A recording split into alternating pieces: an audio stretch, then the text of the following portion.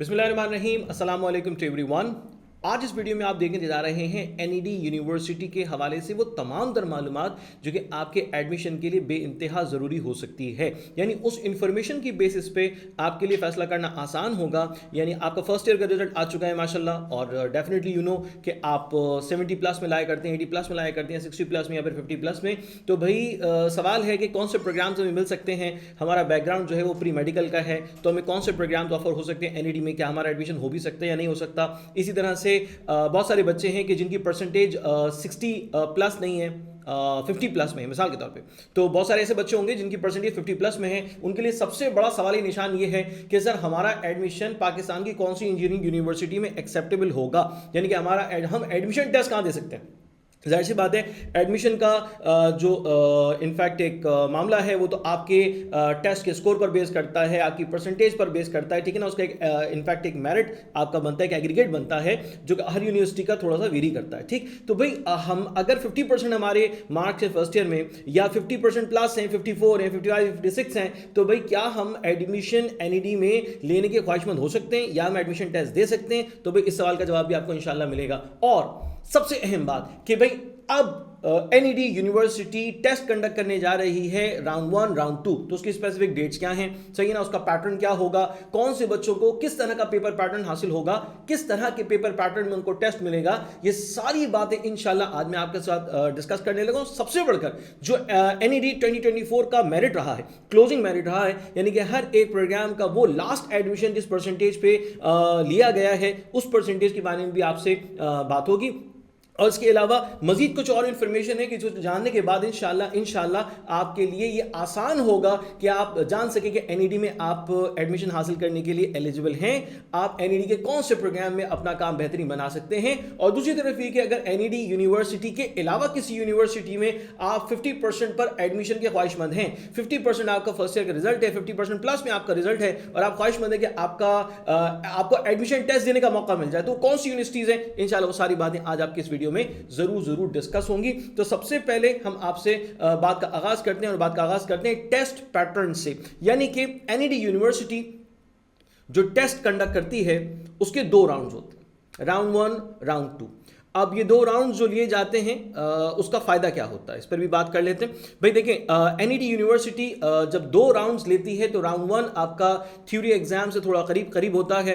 हो सकता है थ्योरी एग्जाम्स के मिड में या उससे पहले या फिर थ्योरी एग्जाम के फौरन बाद आपका ये टेस्ट कंडक्ट हो जाए। उसके बाद फिर नेक्स्ट टेस्ट जो है वो अराउंड 1 मंथ के गैप से, 1 महीने के वक्फे से जो है वो दूसरा टेस्ट कंडक्ट हो रहा होता है। तो बच्चों के पास मोर देन 1 ऑप्शन होता है, मोर देन 1 चांस होता है कि वो अपना टेस्ट अटेम्प्ट करें, अपना बेस्ट स्कोर लेकर आए और अब एनईडी यूनिवर्सिटी में अपना एडमिशन जो है वो सिक्योर कर सकें। तो भाई टेस्ट पैटर्न एनईडी यूनिवर्सिटी का क्या है, तो बहुत आसान सी बात है, आइए जरा समझ लीजिए। इसको मैं अभी आपके सामने हाईलाइट कर देता हूं।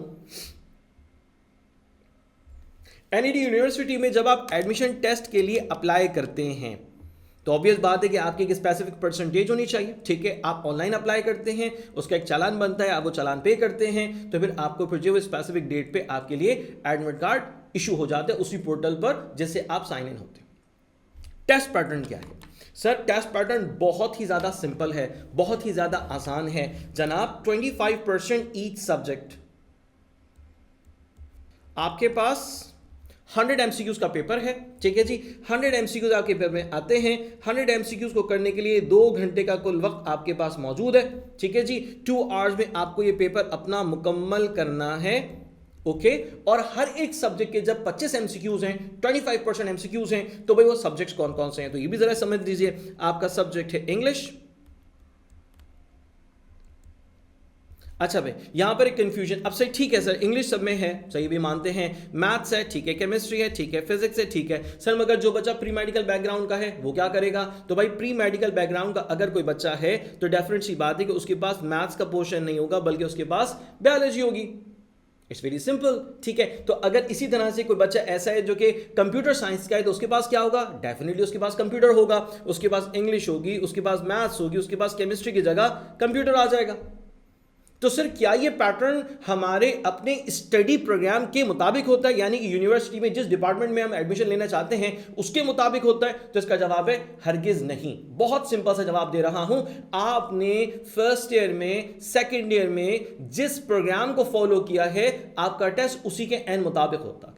जिस प्रोग्राम को आपने फॉलो किया है आपका टेस्ट एक्चुअली उसी पर बेस करेगा जो सब्जेक्ट्स आपने स्टडी किए। मैं बड़े क्लियर वर्ड्स में कह रहा हूं, ठीक है? जो सब्जेक्ट्स आपने फर्स्ट ईयर में सेकंड ईयर में आपने स्टडी किए हैं आपका टेस्ट भी उसी पर बेस करेगा। इसी तरह से वो बच्चे जो कि ए लेवल्स में वो परेशान होते हैं कि सर हमारा टेस्ट कौन सा होगा, तो बहुत ही क्लियर है, जो सब्जेक्ट्स आपने स्टडी किए एक्चुअली टेस्ट पैटर्न आपका उसी पर बेस करेगा, उसी पर बेस करेगा। ये बात क्लियरली याद रखिएगा, ठीक है जनाब? मैथ्स है, फिजिक्स है, ये मैंडेटरी सब्जेक्ट्स हैं इंजीनियरिंग के लिए, ठीक है जी। अब वो बच्चे जो कि प्री मेडिकल बैकग्राउंड से उनका क्या होगा, मैं सारी बातें बताऊंगा, मगर मैं आपको अभी एक हिंट दे देता हूं बेसिक सी, कि वो बच्चे कि जिनका बैकग्राउंड प्री मेडिकल से और वो चाहते हैं कि वो इंजीनियरिंग के प्रोग्राम में शामिल हो जाएं, शामिल हो सकें, उसका हिस्सा बन सकें, तो ऑब्वियस बात है वो अपना एडमिशन जरूर हासिल कर सकते हैं, मगर उन्हें एक जिसे कह सकते हैं नॉन क्रेडिट कोर्स वो उन्हें करना पड़ेगा।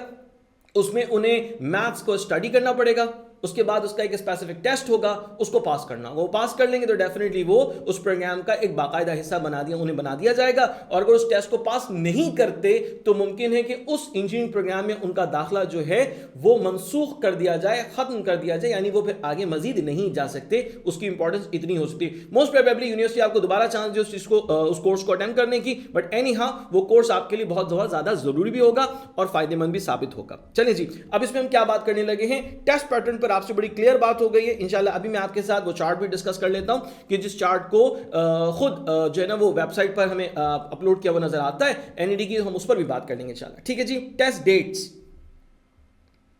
अभी टेस्ट डेट एक बड़ा सवाल है। बड़ा सवाल इसलिए है क्योंकि जब मैं लास्ट ईयर को याद करता हूं तो मुझे पता चलता है कि सर लास्ट ईयर में जो एनईडी ने टेस्ट लिया था उसकी जो राउंड 2 की डेट थी वो 4 जुलाई, ठीक है जी, और 4 जुलाई में हुआ था, और राउंड 1 जो है वो मई में हुआ था। अब एक तो ये सिनेरियो है कि ये लास्ट ईयर की डेट्स हैं, और ऑब्वियस बात है कि एनईडी ने 2025 की एडमिशन टेस्ट डेट्स अनाउंस नहीं की, तो क्या आप बैठ के उसका इंतजार करेंगे कि एनईडी जब टेस्ट डेट अनाउंस करेगी तो फिर हम तैयारी का आगाज करेंगे? नहीं, आपको अंदाजा होना चाहिए कि टेस्ट डेट्स क्या हो सकती हैं, क्लियरली आपको पता होना चाहिए। मैं आपको उसका एक सिंपल सा आइडिया दे देता हूं। देखिए इस साल हो ये रहा है कि फर्स्ट ईयर सेकेंड ईयर के जो एग्जाम्स हैं वो 15 अप्रैल से हैं। 15 अप्रैल से एग्जाम्स का आगाज हो रहा है, यानी 15 अप्रैल से अगर एग्जाम्स जैसा कि सारी चीजें प्लान हैं तो बिल्कुल हो सकता है 15 अप्रैल से आपके इम्तिहानात का आगाज हो जाए। मैं मैक्स चला जाता हूं 15 मई तक, ठीक है, मैं मैक्स चला जाता हूं 15 में, 15 अप्रैल से 15 मई, यानी कि 30 दिन में आपके इम्तिहानात जो हैं वो हो रहे हैं। इस चीज को हम मान लेते हैं। सर आप इतने वसूख से कैसे कह रहे हैं कि 15 अप्रैल से ही होंगे? देखिए एक तो नोटिफिकेशन भी आ चुका है, सेकंड चीज ये है कि आपका जो सिलेबस है वो भी रिड्यूस किया जा चुका है, 25% सिलेबस रिड्यूस किया जा चुका है, और सिलेबस रिड्यूस करने के हवाले से तमाम तर मामला सबके सामने हैं, वो इंप्लीमेंट भी हो चुका है। तो अब कोई वजह नहीं है 15 अप्रैल से इम्तिहानात ना लेने की। फिर सर सवाल ये आ रहा है कि सर मार्च में तो रमजान मुबारक है, उसके बाद थ्योरी एग्जाम्स क्यों नहीं हो सकते भाई? क्यों नहीं हो सकते? मार्च में रमजान मुबारक में आपके कॉलेज की छुट्टियां थोड़ी हैं, यानी आपके तालीमी सिलसिले खत्म थोड़ी हो गए, सारे मामूल के मुताबिक चल रहे हैं। टाइम रिड्यूस जरूर होता है, मगर सारे मामला जो हैं वो आपकी पढ़ाई के वैसे ही जारी रहेंगे जैसा कि पिछले महीनों में जारी रहे, ठीक है जी। तो 15 अप्रैल से 15 मई के दरमियान आपका टेस्ट, आपके एग्जाम्स, आपके पेपर्स हो जाते हैं। तो क्या सर ये मुमकिन है कि मई के महीने में, जैसे कि लास्ट ईयर में हुआ, मई के महीने में राउंड 1 एनईडी का हो जाए? बिल्कुल हो सकता है, बिल्कुल हो सकता है, इसमें कोई दूसरी राय नहीं है। सर क्या यह हो सकता है कि 15 अप्रैल से पहले एनईडी अपना राउंड 1 ले ले? एनईडी अपना राउंड 1 ले ले? सर बिल्कुल पॉसिबल है, बिल्कुल पॉसिबल है, इसमें कोई दूसरी राय नहीं है, पॉसिबल है, ऐसा मुमकिन है, ठीक है जी। लास्ट ईयर में भी अगर मैं बात करूं आपसे तो थ्योरी एग्जाम्स से पहले ही राउंड 1 हो चुका है, थ्योरी एग्जाम से पहले ही राउंड 1 का मामला निमट चुका है, ठीक है ना। तो आपने इस बात को जहन में रखना है कि भाई ये जो मेरा एनईडी का राउंड 1 है, ठीक है जी, अब 2 राउंड होते हैं ना, तो राउंड 1 है वो बिल्कुल हो सकता है, बिल्कुल पॉसिबल है कि मेरा राउंड 1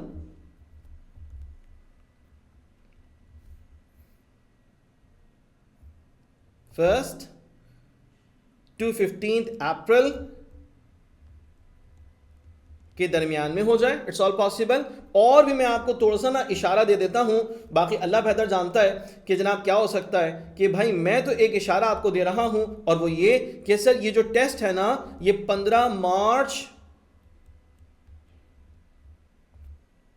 से 15 अप्रैल के दरमियान राउंड 1 एक्सपेक्टेड है। हो सकता है पहली टाइम रेंज ये बन जाए, हो सकता है पहली टाइम रेंज ये बन जाए, फिर हो सकता है कि आपके थ्योरी एग्जाम्स के बाद जो है वो मई के अंदर आपका जो है वो पेपर हो रहा हो, एनईडी का राउंड 1 हो रहा हो।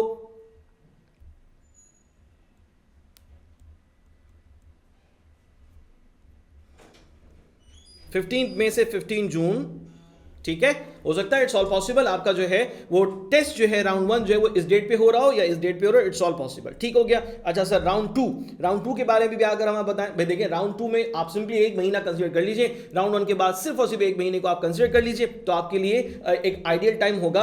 अगर मई के अंदर जो है या मई और जून के दरमियान जो है वो राउंड 1 हो रहा है, तो जुलाई के एंड में, जुलाई के मिड में आपका फिर जो है वो राउंड 2 हो सकता है। अब ये टाइमलाइन ना बहुत डिले नजर आ रही है, मेरा दिमाग ये कह रहा है कि सर हो सकता है कि हमारा जो राउंड 1 है वो थ्योरी एग्जाम्स से पहले हो जाए, और राउंड 2 जो है वो थ्योरी एग्जाम्स के एक महीने बाद। यानी कि मैं थ्योरी एग्जाम्स का बार बार जो हवाला दे रहा हूं, ये कराची बोर्ड के हवाले से दे रहा हूं। सिंध के दीगर जो बोर्ड्स हैं डेफिनेटली उसमें जो टाइमलाइन है वो वेरी करती है, वो उनका जो एग्जाम का शेड्यूल है वो थोड़ा सा वेरी करता है, मगर खास और खास बात कर रहा हूं कराची बोर्ड के बच्चों की, कि जिनके एग्जाम जो 15 अप्रैल से अनाउंस्ड हैं। तो भाई कहानी सिंपल है, आपके पास जो डेडलाइन है वो आपका मिड ऑफ मार्च है, मिड ऑफ मार्च है राउंड 1 के लिए, ठीक है। और राउंड 2 के लिए डेफिनेटली आपके पास जो टाइम होगा, अवेलेबल टाइम होगा, पॉसिबल टाइम होगा, ठीक है, तो वो obviously June and July,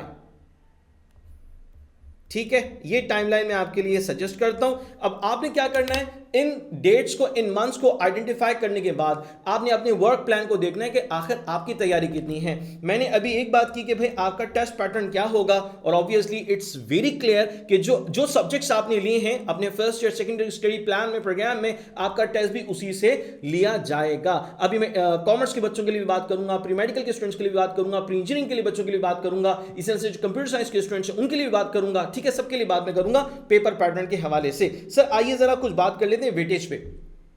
weightage क्या है, देखिए ये बात बिल्कुल क्लियर रखें जहन में कि आपका वेटेज जो है, जो आपका, जिससे आपका मेरिट बनता है, एग्रीगेट बन रहा होता है, टोटलिटी की बेस पे जो बन रहा होता है, वो आपका टेस्ट स्कोर है 50% और आपका फर्स्ट ईयर है 50%, ठीक है। अब इस बात को जरा समझ लेते हैं डिटेल से, ताकि आप लोग को आसानी हो जाए, वरना फिर जो है ना वो आप लोग मुश्किल में रहते हैं।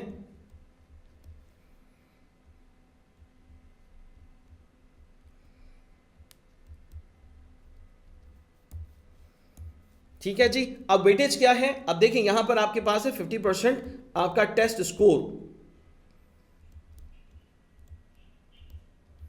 ठीक है, और 50% फर्स्ट ईयर का रिजल्ट, फर्स्ट ईयर या ओ लेवल्स। सही हो गया बेटा? अच्छा जी, सपोज कर लेते हैं कि मेरा जो टेस्ट स्कोर है वो 90 है, ठीक है जी, मेरा टेस्ट स्कोर जो है वो 90 है, तो मैंने उसको कर लिया 0.5 से मल्टीप्लाई, ठीक है जी। अच्छा, मैं देखता हूं मेरी फर्स्ट ईयर की परसेंटेज, मेरी फर्स्ट ईयर की परसेंटेज या ओ लेवल्स की इक्विवेलेंस जो है वो 80 है,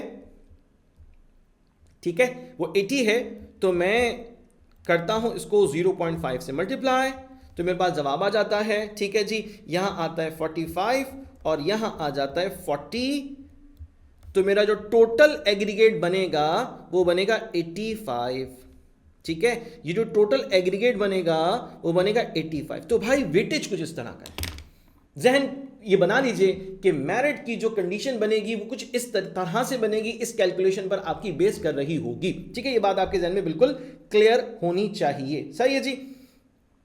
अच्छा, बहुत सारे बच्चे सवाल करते हैं, सवाल का जवाब मुझे तफसील दे देना होगा कि सर अगर मैंने एनईडी का टेस्ट दिया है और एनईडी के टेस्ट में ऑब्वियस बात है कि राउंड 1 और राउंड 2 है, तो मैंने राउंड 1 दिया, सिर्फ और सिर्फ मैंने राउंड 1 दिया और मेरा जो टेस्ट स्कोर आ रहा है वो 49% है, यानी कि मेरा जो टेस्ट स्कोर है वो 49% है, मैंने जो है वो 100 मार्क्स के पेपर में से 50 मार्क्स भी हासिल नहीं किए, तो मेरा स्कोर जो आ रहा है वो 49 आ रहा है, तो क्या मैं एडमिशन हासिल करने के लिए अहल हूं? आप एडमिशन हासिल करने के लिए किसी सूरत अहल नहीं है। क्यों सर? ये जो 49 स्कोर है ना, एक्चुअली 49 ये आपका पासिंग स्कोर नहीं है, ठीक है जी, ये पासिंग स्कोर नहीं है। पासिंग स्कोर आपका क्या था? 50% या मोर देन 50%। 50% अगर आप हासिल कर लेते तो इसका मतलब है आप टेस्ट में पास हो गए थे, ठीक है। मोर देन 50% तो डेफिनेटली अच्छी बात होती, मगर 50% लीस्ट था। 50% हासिल करना सबके लिए जरूरी है, चाहे आप किसी भी प्रोग्राम के तहत, किसी भी स्कीम के तहत आप एडमिशन के लिए अप्लाई कर रहे हैं एनईडी में, तो आपके कम अज कम मार्क्स 50 होने चाहिए। Less than 50 will not be entertain at all. उस साल फिर वो बच्चे को एडमिशन नहीं मिल रहा एनईडी में, अगले साल में फिर शायद देखा जाए, जबकि वो टेस्ट दे, टेस्ट में कामयाब हो जाए तो फिर देखा जाएगा, मगर बिफोर दैट वो उस साल के लिए एडमिशन के लिए एलिजिबल नहीं होगा। चाहे उसकी परसेंटेज फर्स्ट ईयर की, सेकेंड ईयर की कितनी अच्छी हो, चाहे उसका ओ लेवल के अंदर कितने ही एज मौजूद हो, एस्टेरिक मौजूद हो, उसे फर्क नहीं पड़ेगा। ये बात याद रखिएगा। बहुत सारे बच्चे अभी भी जो है ना इस ख्वाब में, इस ख्याल में बैठे हुए हैं कि भाई हम तो जो है वो सिर्फ सेकंड ईयर को फोकस करेंगे, एप्टीट्यूड को नहीं पढ़ेंगे। भाई एप्टीट्यूड टेस्ट की प्रिपरेशन नहीं करेंगे और एनईडी में एडमिशन आप लेना चाहते हैं, आपने अपना प्लान ए बस बनाया रखा है, ये मुझे तो एनईडी में एडमिशन चाहिए, तो भाई एनईडी में एडमिशन आपको टेस्ट पास करने के बाद ही मिल सकता है। अगर आपने प्रिपरेशन नहीं की है तो जाहिर सी बात है आप टेस्ट में कामयाब नहीं हुए। जब टेस्ट में कामयाब नहीं हुए तो ऑब्वियसली आप एनईडी में एडमिशन हासिल नहीं कर सकते। तो ये बात आप सबके जहन में रहनी चाहिए कि टेस्ट की प्रिपरेशन भी जरूरी है, बहुत जरूरी है। तो चलें जरा आगे चलते हैं। अब एनईडी यूनिवर्सिटी के बारे में हम ये बात जानते हैं कि अगर मैं 2023 में चला जाता हूं तो 2023 में मुझे कुछ, या 2023 से पीछे भी अगर मैं चले जाता हूं तो जनाब बीएस प्रोग्राम्स के लिए जो क्राइटेरिया था वो 55% था, मगर अब बीएस प्रोग्राम्स के लिए जो 2024 में देखा गया है, all BS programmes except computer science, तमाम बीएस प्रोग्राम्स में आप एडमिशन के लिए अप्लाई कर सकते हैं, एडमिशन टेस्ट आप दे सकते हैं। अगर आपकी परसेंटेज 50 या 50% से ज्यादा है, 50 या 50% से ज्यादा है, तो आप बिला झिझक अपना एडमिशन टेस्ट दे सकते हैं और उन प्रोग्राम्स में आप एडमिशन हासिल करने के लिए अहल हैं। बिल्कुल आपको जो है वो उसमें एडमिशन हासिल हो सकता है। तो ये बात क्लियर रखिएगा कि ऐसा पॉसिबल है। फिर इसमें एक और भी वैलिड रीजन है। देखिए जब मैं आपके सामने अभी इंशाल्लाह डिस्कस करूंगा कि जनाब नंबर ऑफ सीट्स यानी सीट डिस्ट्रीब्यूशन किस तरह की है, तो मालूम ये होता है कि कराची बोर्ड में, चाहे वो प्री इंजीनियरिंग है, चाहे वो प्री मेडिकल है, चाहे वो इंटर कॉमर्स है, ठीक है जनाब, कराची बोर्ड के स्टूडेंट, इवन वो आर्ट्स है, तो कराची बोर्ड के बच्चों को सबसे ज्यादा सीट्स हासिल होती हैं एनईडी से, सबसे ज्यादा सीट्स मिलती हैं कराची बोर्ड के स्टूडेंट्स को, ठीक है। तो सर ऐसा क्यों है और क्यों ऐसा सही है गलत है, इस पर तो कोई बहस नहीं है, मगर यह क्लियर है कि कराची में रहने वाले बच्चे को एनईडी यूनिवर्सिटी की तरफ से एडमिशंस, भरपूर एडमिशंस ऑफर हो रहे होते हैं, तो वो ऑब्वियसली है कि उसमें जाकर अपना एडमिशन जो है वो जरूर हासिल कर सके, ले सके, ठीक है, बिल्कुल हो सकता है। तो भाई 50%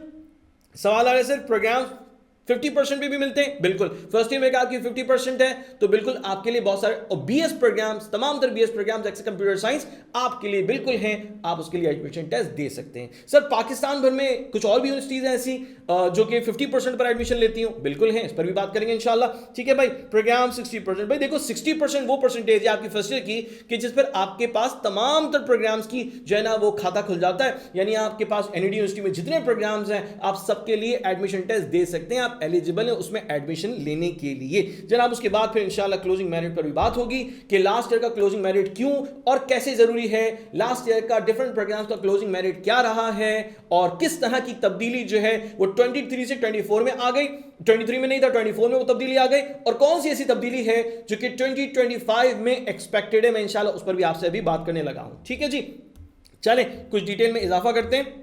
अच्छा जनाब सबसे पहले यहाँ पर आ जाइए ज़रा, और ज़रा कुछ बातें हैं उसको ज़रा तफसील से समझ लीजिएगा। अब ये कोई ऐसी मालूमात नहीं है कि जो मालूमात आपके लिए सिर्फ और सिर्फ यहाँ अवेलेबल है, भाई ये सारी की सारी ऑथेंटिक वेरीफाइड मालूमात है, आपको एनईडी की वेबसाइट भी आसानी मिल जाती है, कोई हैरत अंगेज बात नहीं है। मगर सबसे बड़ा मसला ये कि समझाने वाला कोई नहीं है, यानी सारी मालूमात हमारे पास होती है मगर फिर भी बच्चे परेशान होते हैं। मैं जब क्लास ले रहा होता हूँ तो मालूम होता है कि बच्चों को ये पता ही नहीं है, बच्चे हैरत में पड़े होते हैं कि सर एनईडी में 50% पे भी एडमिशन हो सकता है, ऐसा कैसे मुमकिन है सर, अगर हम हमारी जो है ना वो इंटर की परसेंटेज बहुत अच्छी हो तो हमारा तो एडमिशन हो जाएगा एनईडी में। ऐसे सवालात बच्चों के होते हैं, तो मैं उसके लिए क्लैरिटी जरूरी है, इस क्लैरिटी को देने के लिए वीडियो बन रही है, इसको जरा गौर से देख लीजिए। सर सबसे पहले बात कर रहे हैं हम किसके लिए?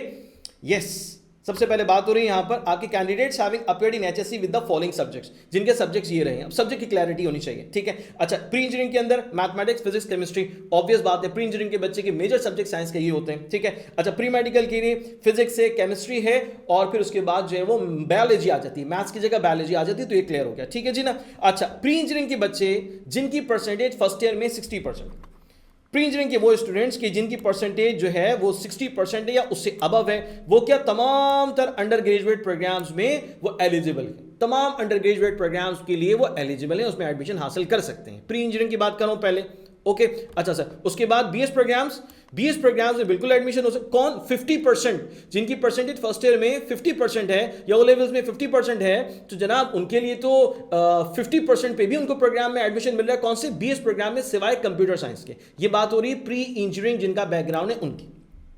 सर अब यहां पे ना एक बात क्लियर कर लें, देखें एनईडी का राउंड 1 और राउंड 2 उस वक्त होता है जब हमारे थ्योरी एग्जाम्स हो रहे होते हैं या अभी अभी हुए होते हैं, उसके बाद फिर रिजल्ट कंक्लूड होता है अगस्त में, ऑलमोस्ट तमाम तर चीजें प्रोसेस हो जाती हैं। मगर जब हम सेकंड ईयर के रिजल्ट की बात करते हैं तो वो सितंबर में आ रहा होता है, सितंबर अक्टूबर में आ रहा होता है, ठीक है। तो सितंबर अक्टूबर में रिजल्ट आता है तो वो रिजल्ट फिर हमारे एडमिशन का हिस्सा नहीं बन पाता है, अकाउंट नहीं हो पाता उसमें। हाँ, आपको कम से कम 60% बनानी है, याद रखिएगा। सेकंड ईयर में आपकी परसेंटेज 60% होनी चाहिए। अब मैं बार बार कहता हूं कि फर्स्ट ईयर की परसेंटेज तो ये सोच के ना बैठ जाए कि भाई फर्स्ट ईयर की परसेंटेज का बोले थे सर, सेकंड ईयर में तो कोई मसला ही नहीं, सेकंड ईयर में तो फेल भी तो कोई मसला नहीं। ऐसा कुछ नहीं है। अगर आपने सेकंड ईयर में आपका कोई भी पेपर खुदा ना खासा रुक गया तो आपका एडमिशन कैंसिल हो जाएगा, एडमिशन कैंसिल हो जाएगा। आप मजीद अपने उस एडमिशन को लेकर आगे नहीं बढ़ सकते। आपने अपना सेकंड ईयर का पेपर क्लियर करना होगा और फिर आने वाले साल में दोबारा से फिर टेस्ट के लिए कोशिश करनी होगी, याद रखिएगा।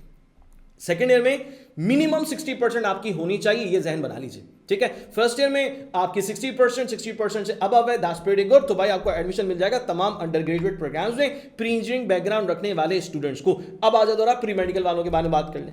सर प्री मेडिकल के जो स्टूडेंट्स हैं वो टेस्ट देते हैं, एनईडी में बिल्कुल देते हैं। जब एमडी कैट का मामला हम देख रहे हैं कि साल हर साल मतलब बिगड़ता जा रहा है, एमडी कैट में पेपर लीक हो जाता है, बच्चे बड़े परेशान हो जाते हैं, उनका टेस्ट स्कोर इतना अच्छा नहीं आता, इतनी अच्छी तैयारी नहीं कर पाते। तो बहुत सारे बच्चे जो कि इंजीनियरिंग की तरफ भी जाना चाहते हैं, ठीक है, इंजीनियरिंग यूनिवर्सिटीज की तरफ जाना चाहते हैं ताकि वो अपने लिए इंजीनियरिंग प्रोग्राम को सिलेक्ट करें और उसको परसू करें। तो ऐसा भी हो रहा है और मुमकिन भी है, दुरुस्त भी है, इसमें कोई ऑब्लिगेशन, कोई लीगल ऑब्स्टेकल इसके अंदर हमें नहीं मिलता, ठीक है जनाब। प्री मेडिकल जिनका बैकग्राउंड है, फिजिक्स पढ़िए, केमिस्ट्री पढ़िए और बायोलॉजी स्टडी किए, तो उनके लिए क्या प्रोग्राम्स ऑफर हो रहे हैं? सर बायोमेडिकल इंजीनियरिंग, ठीक है जी।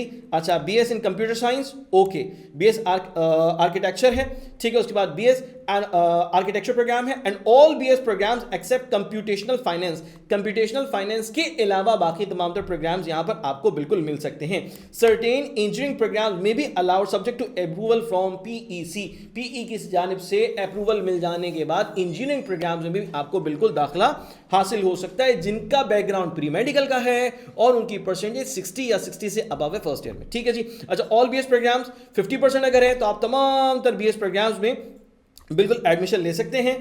बीएस प्रोग्राम्स में आपका एडमिशन हो सकता है एक्सेप्ट कंप्यूटर साइंस। अच्छा जाना, बीएस इन कंप्यूटेशनल फाइनेंस, कंप्यूटर साइंस आपके लिए नहीं है, जो प्री मेडिकल बैकग्राउंड रखते हैं 50% है। कंप्यूटेशनल फाइनेंस आपके लिए नहीं है। इसके अलावा बाकी बीएस प्रोग्राम्स में 50% पर भी एडमिशन टेस्ट दे सकते हैं भाई, आप अहल हो सकते हैं वहां पर एडमिशन हासिल करने के लिए। तो जनाब ये तो बात हो गई बड़ी सिंपल सी। अब आ जाए जरा कुछ और थोड़ी सी डिटेल में। Candidates having appeared in HSC with the following subjects, कौन से सब्जेक्ट्स हैं उनके? मैथमेटिक्स है, फिजिक्स है, कंप्यूटर साइंस है। जाहिर सी बात है अगर किसी बच्चे ने फर्स्ट ईयर कंप्यूटर साइंस से पढ़ा है तो उसके पास फिर मैथ्स नहीं है, उसके पास फिर बायोलॉजी नहीं है, उसके बाद फिर कंप्यूटर है। तो अब कंप्यूटर पढ़ने वाले बच्चे के पास क्या ऑप्शंस हैं, आइए जरा देखें। वो बच्चा जिसकी परसेंटेज जो है वो 60% या 60% से अबव है, 60% या 60% से अबव है, तो कहाँ का अपना एडमिशन के लिए अप्लाई मतलब टेस्ट दे सकता है और उस टेस्ट की बुनियाद पे उसको किस किस प्रोग्राम में एडमिशन मिल सकता है? Sir BE electronics, telecommunication, computer system, software engineering programmes, ठीक है जनाब। बीएस में BS in computer science, management sciences, development studies, English linguistics, computational finance बिल्कुल उसको मिल सकता है। इसी तरह से economics and finance, textile sciences and bachelors of architecture without having study any additional course, कोई एडिशनल कोर्स नहीं पढ़ना। कंप्यूटर साइंस वाले स्टूडेंट को कोई एडिशनल कोर्स नहीं पढ़ना, उसके सब्जेक्ट फिजिक्स था, मैथ्स था और उसके बाद कंप्यूटर साइंस, तो बिल्कुल बिला झिझक स्मूथली अपना टेस्ट देने के बाद उस प्रोग्राम में एडमिशन हासिल कर सकता है। Any other B programme except the programme mentioned above para subject to study an additional non credit course of chemistry offered by the university in the first semester. जरा समझ लीजिएगा भाई। अब क्या है कि आपको एडमिशन तो मिल गया, ऊपर जितने अभी प्रोग्राम्स की बात हुई उसमें तो आपको एडिशनल प्रोग्राम को स्टडी नहीं करना। इसके अलावा अगर प्योरली आप इंजीनियरिंग की साइड पर जाना चाहते हैं, हार्डकोर इंजीनियरिंग प्रोग्राम्स को आप परस्यू करना चाहते हैं, तो भाई वहां पर आपको यूनिवर्सिटी खुद पढ़ाएगी पहले सेमेस्टर में आपके एक सब्जेक्ट के चंद नॉन क्रेडिट आवर्स में शुमार नहीं हो रहा वो, ठीक है। वो आपको कुछ एक कोर्स करवाएगी, एक आपको जो है ना वो सब्जेक्ट से रिलेटेड सिखाएगी और उसका एक टेस्ट लेगी। उस टेस्ट को आपने पास जरूर करना है। उस टेस्ट में आप नाकाम हो गए तो फिर उसका मतलब है काम खराब हो जाएगा, उसमें कामयाब जरूर होना है, ठीक है भाई। अच्छा, नॉन क्रेडिट कोर्स है, केमिस्ट्री का कोर्स आपको पढ़ाया जाएगा। अब जाहिर सी बात है कंप्यूटर साइंस पढ़ने वाले बच्चे के पास केमिस्ट्री नहीं होती, मगर आप इंजीनियरिंग के प्रोग्राम की तरफ जाना चाहते हैं तो उसमें आपकी केमिस्ट्री की स्टडी जो है वो बहुत ही ज्यादा फंडामेंटल साबित हो जाती है, उसके बगैर भी गुजारा नहीं हो सकता, बिल्कुल नहीं हो सकता, ठीक है भाई। चलिए जी आगे चलते हैं।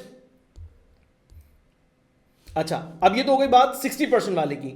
कंप्यूटर साइंस पढ़ा है 60% थी, अब 50% पढ़ने पे क्या होगा? 50% अगर आपका रिजल्ट है, 50% अगर आपका रिजल्ट है, हाँ 50% रिजल्ट आप लाए और 50% प्लस में लाए हैं, ठीक है, फर्स्ट ईयर में, तो आप BS management sciences, BS development sciences studies और BS computational finance, BS English linguistics, BS economic and finance and BS textile sciences, इसमें आप अपने एडमिशन को यकीनी बना सकते हैं, टेस्ट दे सकते हैं इन प्रोग्राम्स के लिए कि अगर आपकी परसेंटेज जो है फर्स्ट ईयर में 50% या 50% से अबव है। ठीक हो गया जी, आगे चलिए।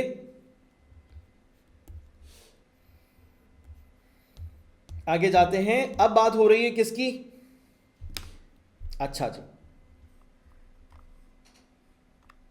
अब अगर किसी बच्चे ने कंप्यूटर साइंस या फिर उसके इक्विवेलेंट सब्जेक्ट स्टडी किए, अभी मैं आपके सामने शेयर कर लेता हूं जी। उसके सब्जेक्ट्स हैं, मैथमेटिक्स है, स्टैटिस्टिक्स है और कंप्यूटर साइंस है। अगर कोई बच्चा है जिसने स्टैटिस्टिक्स के सब्जेक्ट को पढ़ा है और मैथमेटिक्स को पढ़ा है और कंप्यूटर साइंस को पढ़ा है, तो जनाब उसके पास क्या ऑप्शंस हैं, कहां कहां उसको एडमिशन मिल सकता है, जरा देखिए। BS computer science, BS development studies, BS management sciences, BS English linguistics, BS economics and BS finance, economic and finance, BS computational finance में बिल्कुल उसको उसके लिए मतलब वो एडमिशन टेस्ट दे सकता है और उसके लिए इन प्रोग्राम्स के लिए अप्लाई कर सकता है, जबकि उसकी परसेंटेज फर्स्ट ईयर की 60% या 60% से अबव है। सब्जेक्ट्स उसके ये रहे, सब्जेक्ट्स ये रहे मैथमेटिक्स, स्टैटिस्टिक्स और कंप्यूटर साइंस, ठीक है जनाब। अच्छा, अगर 50% या 50% से अबव है तो भी उसके लिए सब्जेक्ट्स ये तमाम तर यहां पर मेंशन है। सही हो गया जी, आगे चलते हैं सर। एचएससी कॉमर्स, अब बहुत सारे बच्चे कहते हैं सर एनईटी तो इंजीनियरिंग यूनिवर्सिटी है, कॉमर्स के स्टूडेंट का वहां पे क्या काम है? भाई काम है, वहां पे बीएस प्रोग्राम्स मौजूद है तुम्हारी स्टडी के लिए। जरा देखो गौर से, सर यहां पे कह रहे हैं जनाब इंजीनियरिंग प्रोग्राम के लिए आप एलिजिबल नहीं है। ऑब्वियस बात है, देखो अगर मैं कॉमर्स की बात करूं तो वहां पे स्टेट्स पढ़ाई जाती है, बेसिक मैथ्स पढ़ाई जाती है, इकोनॉमिक्स पढ़ाई जाती है, ठीक है ना। इसी तरह से इंट्रोडक्शन टू बिजनेस एक सब्जेक्ट है वो पढ़ाया जाता है। इस तरह के सब्जेक्ट्स वहां पर होते हैं। तो वहां पे मैथ्स प्योरली मैथ्स नहीं है, वहां पे फिजिक्स नहीं है, वहां केमिस्ट्री नहीं है, इतने बड़े बड़े सब्जेक्ट नहीं है। तो भाई यूनिवर्सिटी आपका एडमिशन लेकर आपको फर्स्ट ईयर में यही थोड़ी पढ़ाती रहेगी, उसको तो आगे लेकर जाना है। तो फिर एडमिशन आपको इंजीनियरिंग प्रोग्राम्स में बहरहाल नहीं मिलता, ठीक है ना। कौन से प्रोग्राम्स हैं? Management sciences, English linguistics, development studies, economic and finance. जनाब ये आपके लिए सब्जेक्ट्स ऑफर हो रहे हैं। अगरचे कि आपकी परसेंट 50% है फर्स्ट ईयर में या 50% ज्यादा, तो भाई आपके पास ये प्रोग्राम्स मौजूद हैं, मजेदार प्रोग्राम्स हैं, बहुत शानदार प्रोग्राम्स हैं। भाई आप इसमें एडमिशन ले सकते हैं, अपने आप को कामयाब बना सकते हैं। सर आर्ट्स डिफिकल्टी से जो बच्चे ताल्लुक रखते हैं, सर प्री इंजीनियरिंग प्रोग्राम में उनको नहीं मिलता, कंप्यूटर साइंस के प्रोग्राम्स उनको नहीं मिलता। हाँ, कौन से प्रोग्राम उनको मिल रहे हैं? अगरचे कि उनकी परसेंटेज 50% है, 50% से अबव है, तो भाई ये रहे सब्जेक्ट्स। बेहतरीन अंदाज में स्टडी करके इन बीएस प्रोग्राम्स को फॉलो करके अपना मुस्तकबिल बना सकते हैं। बहुत सारे बच्चे इस चीज से बिल्कुल ही अनअवेयर होते हैं कि भाई एनईडी यूनिवर्सिटी में भी सीट्स होती हैं। ये अलग बात है कि सीट्स बहुत कम होती हैं, आर्ट्स के लिए या कॉमर्स के लिए सीट्स बहुत कम होती हैं, मगर हैं तो अप्लाई तो कर सकते हैं। अप्लाई करने में आपको कौन सा नुकसान हो रहा है? अप्लाई जरूर कीजिए ताकि आप अगर कामयाब हो जाएं तो आपके लिए एक रास्ता खुल जाए अपने बेस्ट स्टडी प्रोग्राम को फॉलो करने का। जनाब आगे चलते हैं। Candidates who have pass DAE. Sir DAE क्या है? डेफिनेटली ये वो प्रोग्राम है कि जो डिप्लोमा प्रोग्राम उसको कहते हैं, ठीक है ना। तो इस प्रोग्राम को स्टडी करने वाले बच्चों की क्या स्पेस है एनईडी यूनिवर्सिटी में? जरा देखिए क्या कहना है इसमें। Candidates who have pass DAE in relevant field from Sindh board of technical education, वो जो टेक्निकल बोर्ड से जो है ना वो वेरीफाइड होनी चाहिए, ठीक है, जहां से आपने अपनी स्टडीज की हैं। अगर आपकी परसेंटेज जो है वो 60% है तो भाई आप कहां हैं मौजूद? BE civil with specialisation in urban engineering, याद रखिएगा। B petroleum engineering, BE mechanical, B electrical, B telecommunication, B electronics, BE chemical engineering, BE metallurgical engineering, BE civil engineering at TIEST यानी थर इंस्टीट्यूट, यानी थर में यूनिवर्सिटी का जो campus है वहां के लिए आपके पास की सीट मौजूद होती है। BS computer science at TIEST, once again their institute, ठीक है जनाब। थर में NED की जो कैंपस है उसमें आप एडमिशन के लिए एलिजिबल हो सकते हैं अगर आपने DAE प्रोग्राम फॉलो किया है और उसमें आपकी परसेंटेज 60 या 60% से अबव है, तो ये फील्ड आपके लिए मौजूद है। सवाल पैदा होता है सर क्या मैं 50% पर मैं हूं तो 50% जवाब तो मेरा एडमिशन होगा? नहीं भाई, यहां पर कोई भी प्रोग्राम आपके लिए नहीं है। DAE के स्टूडेंट्स के लिए 50% पर 50% से अबव पर कोई प्रोग्राम नहीं है। लीस्ट जो है वो 60% होनी चाहिए। अभी मैं आपको ये भी बताऊंगा भाई DAE वाले बच्चों के लिए जो नंबर ऑफ सीट्स हैं, किस प्रोग्राम में कितनी सीट्स अवेलेबल होती हैं। यहां तो देखकर ये बड़ा अच्छा लग रहा है कि सर इतनी जबरदस्त फील्ड्स हैं NED की, उन सब में एडमिशन हमारा हो सकता है। एडमिशन टेस्ट आप इन प्रोग्राम्स के लिए दे सकते हैं। एडमिशन होगा, उसके कुछ क्राइटेरिया है ना, आपकी अपनी परसेंटेज है, आपका अपना टेस्ट स्कोर है, उसके बाद उस प्रोग्राम में मौजूद सीट्स हैं, कितनी सीट्स हैं, आपको जब इंटरव्यू के लिए बुलाया जाए तो उसमें कितनी सीट्स बाकी हैं, इट मैटर्स, ठीक है जी। अच्छा, तो ये क्लियर हो गया कि आपके पास जो आपका बैकग्राउंड है स्टडी का, उसके मुताबिक आपके लिए कौन कौन सी फील्ड्स जो हैं वो आपको NED प्रोवाइड कर रही, ऑफर कर रही है और किस परसेंटेज पे आपको ऑफर कर रही है। तो भाई अपने लिए बेहतरीन फैसला कीजिएगा भरपूर मालूमात हासिल करने के बाद। आगे चलते हैं, नेक्स्ट डिटेल पे जाते हैं।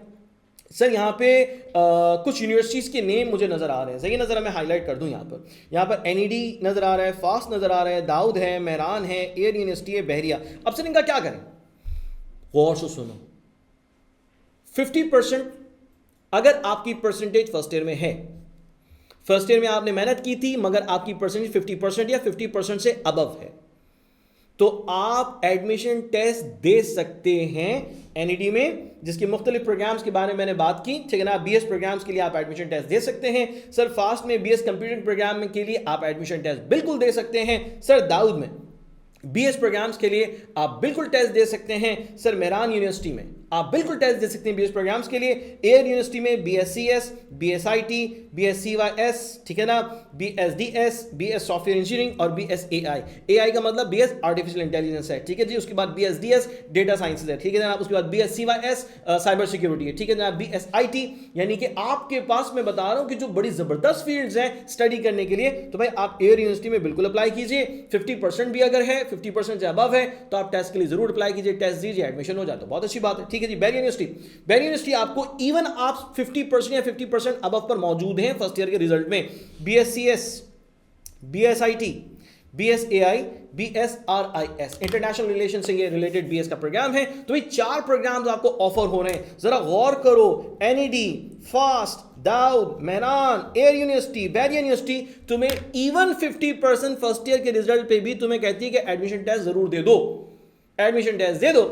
एडमिशन टेस्ट अच्छा हो गया तुम्हारा, तुमने टेस्ट स्कोर अच्छा बना लिया है, तो मोस्ट प्रोबेबली तुम्हारा एडमिशन बिल्कुल कंसीडर किया जा सकता है, ठीक हो गया ना। तो भाई ये दिमाग से अपने बात निकाल देंगे, मेरी तो 50% है, मैं तो कहीं टेस्ट ही नहीं दे सकता। भाई ये यूनिवर्सिटीज मौजूद है ना जहां पर तुम टेस्ट दे सकते हो, मजे से टेस्ट दे सकते हो, कोई मसला ही नहीं, ठीक है। ये याद रखना, ये खास तौर पे मैं तुम सबसे कह रहा हूं कि जिनकी परसेंटेज कम है, बिल्कुल भी डिसअपॉइंट ना हो। अपने सेकंड ईयर को तो तुम अच्छा बना रहे हो इंशाल्लाह, मगर उसके साथ साथ तुम टेस्ट अटेम्प्ट करने के लिए भी अपने एप्टीट्यूड टेस्ट की बेहतरीन तैयारी कर लो। अच्छा भाई मैं क्या कहने लगा था, हाँ मैं ये कहने लगा था कि अब अगर मैं एक ऐसा स्टूडेंट हूं कि जिसकी परसेंटेज जो है वो 50-54% है और वो एडमिशन टेस्ट देना चाहता है और वो चाहते हैं कि तमाम तरह ऑप्शंस पर जाकर काम कर सके, वो एयर यूनिवर्सिटी के लिए भी जाए, वो फास्ट के लिए भी जाए, वो दाऊद के लिए भी जाए, वो NED के लिए भी जाए, वो बहरे के लिए भी जाए, ताकि जहां कहीं उसका स्कोर अच्छा बन जाए टेस्ट का, वहां उसका एडमिशन कंफर्म हो जाए। तो भाई कौन सा एक ऐसा प्लेटफॉर्म है कि जिस पर मुझे 14 डिफरेंट कोर्सेज मिल रहे हो एक ही पैकेज में, यानी 14 डिफरेंट यूनिवर्सिटीज के जो कोर्सेज हैं,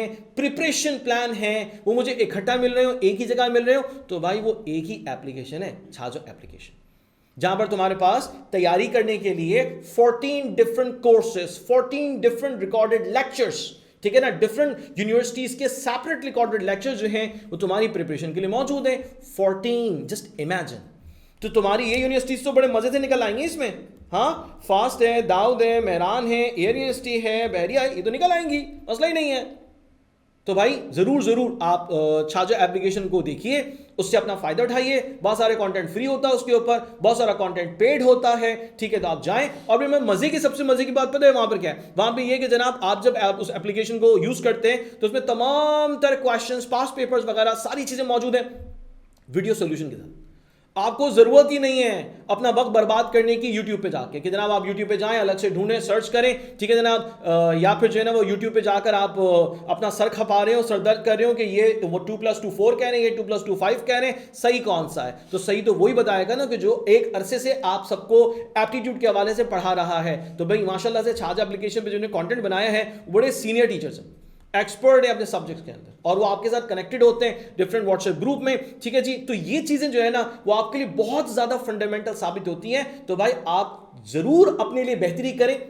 उस बेहतरी को करने के लिए छाजा एप्लीकेशन का आप यूज करना चाहें, मैं आपको रेकमेंड करता हूं, करके देखें एक दफा, इंशाल्लाह इससे बहुत जबरदस्त फायदा आपके स्कोर में होगा, ठीक है जी। आइए चलते हैं, आगे जाते हैं हमारे पास जी। अब यहां कुछ चीजें हैं जो कि मैं ऑलरेडी इस पर बात कर चुका, अभी जरा डिटेल में जाकर बात कर लेता हूं। और वो क्या है कि सर मेरे बैकग्राउंड जो फर्स्ट ईयर का, सेकंड ईयर के स्टडी प्लान का बैकग्राउंड है, उसके मुताबिक मेरे टेस्ट में कौन से सब्जेक्ट्स आएंगे जरा ये बता दें। तो ये सारी बातें आपके लिए मौजूद हैं भाई। प्री इंजीनियरिंग में मेरी जो ग्रुप है वो प्री इंजीनियरिंग का है, मैंने मैथमेटिक्स, फिजिक्स, केमिस्ट्री स्टडी किया है, ठीक है। यही मेरे मेजर सब्जेक्ट्स हैं। तो सर इन सब्जेक्ट की बेसिस पे मेरा टेस्ट क्या आ रहा है? बहुत सिंपल बात है, बिल्कुल भी मुश्किल नहीं बनाना है इसको। देखो इंग्लिश है, मैथमेटिक्स है, फिजिक्स है, केमिस्ट्री है, हर एक सब्जेक्ट के 25 MCQs, दैट्स इट, कहानी तमाम हो गई। हाँ बहुत सिंपल है, ठीक है। अच्छा इसी तरह से अगर मैं देखूं मेरा बैकग्राउंड प्री मेडिकल का है, बायोलॉजी, फिजिक्स, केमिस्ट्री, बस उसमें इंग्लिश ऐड हो गया, बायोलॉजी, फिजिक्स, केमिस्ट्री में मेरा टेस्ट हो जाए, मेरा टेस्ट बन जाएगा। 100 MCQs है, हर एक सब्जेक्ट के 25 MCQs है। It's very simple to understand and to remember, ठीक है जी। कंप्यूटर साइंस प्रोग्राम है, English, maths, physics, computer science, done. Okay sir computer science group है, मैथमेटिक्स पढ़ी, स्टेट्स पढ़ी, कंप्यूटर साइंस पढ़ी है, तो मेरे पास इंग्लिश आ गई है, मैथमेटिक्स है, स्टेट्स है, ठीक है, स्टैटिस्टिक्स है और कंप्यूटर साइंस का सब्जेक्ट है। तो ये 4 सब्जेक्ट मेरा पेपर बना रहे, ठीक है। अच्छा आगे जाते हैं सर कॉमर्स ग्रुप में। कॉमर्स ग्रुप में क्या होता है? बहुत सारे बच्चे कंफ्यूज होते हैं कि कॉमर्स ग्रुप में हमारा जो है ना वो पेपर कैसा आएगा। हमसे कहीं वो मैथ्स के सवाल तो नहीं पूछ लेंगे, हमसे वो केमिस्ट्री के सवाल तो नहीं पूछेंगे, हमसे कहीं ये तो नहीं होगा कि फिजिक्स के सवाल पूछ लें? नहीं पूछेंगे ना भाई, क्यों पूछेंगे? वो आपका जो बैकग्राउंड रहा है स्टडी का, आपसे उसी के मुताबिक टेस्ट होगा। आपको यूनिवर्सिटी के प्रोग्राम के मुताबिक टेस्ट आपसे थोड़ी लेंगे बैठ के, सही है ना।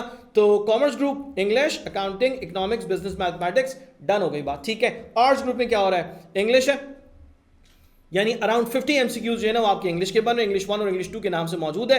बेसिक मैथमेटिक्स है, जर्नल नॉलेज है, यानी बेसिक मैथमेटिक्स और जर्नल नॉलेज को आप कर लेते हैं सो डेफिनेटली इसका बड़ा फायदा हो जाएगा। बताऊंगा कि आगे भी कहां कहां इसका फायदा हो सकता है। जर्नल नॉलेज के क्वेश्चंस आपके पास जो है ना वो कराची यूनिवर्सिटी के पेपर में भी आते हैं। बेसिक मैथ्स का पोर्शन आपके कराची यूनिवर्सिटी के पेपर में भी आता है, ठीक है ना। इंग्लिश 1 और इंग्लिश 2 डेफिनेटली इंग्लिश से रिलेटेड आपके पास जो 2 पोर्शंस हैं उसमें आपके पास फंक्शनल ग्रामर भी है, कंपोजिशनल ग्रामर से रिलेटेड उसमें काम होगा, ठीक है ना। तो आपका काम आई पर्सनली बिलीव कि जब आप टेस्ट अटेम्प्ट करोगे तो बहुत आसान आपके लिए हो जाएगा। अगर से क्या आप छात्रों के प्लेटफॉर्म को यूज कर लें तो आपके लिए ना बहुत सहूलत हो जाएगी, आसानी हो जाएगी, और दैट्स इट। चलिए जी आगे जाते हैं। तो ये तो सबसे पहले हमने वो बात कर ली कि जनाब किन प्रोग्राम्स के लिए टेस्ट किस फॉर्मेट का होता है, सब्जेक्ट्स कौन कौन से आएंगे और वो सब्जेक्ट जो है वो किस चीज पर बेस कर रहे हैं। यहां ये तफसील मुकम्मल हो चुकी है। अब मैं आगे जाने जा रहा हूं बड़ी जबरदस्त बात करने, बड़ी जिसे कह सकते हैं ना उससे आपको बहुत बहुत फायदा है। होता ये बहुत सारे बच्चों के लिए एक सवाल है कि सर मैं ख्वाब देखता हूं, मेरा प्लान है, प्रोग्राम है कि ना मैं जो है वो आर्टिफिशियल इंटेलिजेंस मैं जरूर आगे पढ़ूं, मैं डेटा साइंस, डेटा एनालिसिस पर मैं काम करूं, मैं साइबर सिक्योरिटी पे काम करूं, सो दैट्स गुड। मगर क्या मेरी ये ख्वाहिश, क्या मेरे यह ख्वाब मेरे सिर्फ सोचने से पूरा हो जाएगा? कभी भी नहीं। मुझे सही वक्त पर सही मालूमात मिलना जरूरी है, then I can do something better. तो फिर मैं अच्छा काम कर सकता हूं, अदरवाइज फिर मैं सिर्फ ख्वाब ही देखता रह जाऊंगा, मुझे कुछ मिलेगा नहीं। तो भाई सिर्फ ख्वाब नहीं देखने, मालूमात भी रखनी है। आओ जरा मालूमात देते हैं सीट्स डिस्ट्रीब्यूशन के हवाले से कि हमारे पास एनईडी में कितनी किस्म की सीट्स ऑफर होती हैं और किस तरह से होती हैं। इस सारी बात मैं आपको अभी क्लियर करता हूं। देखो एनईडी यूनिवर्सिटी जो है वो आपको 3 तरह से सीट्स ऑफर करती है।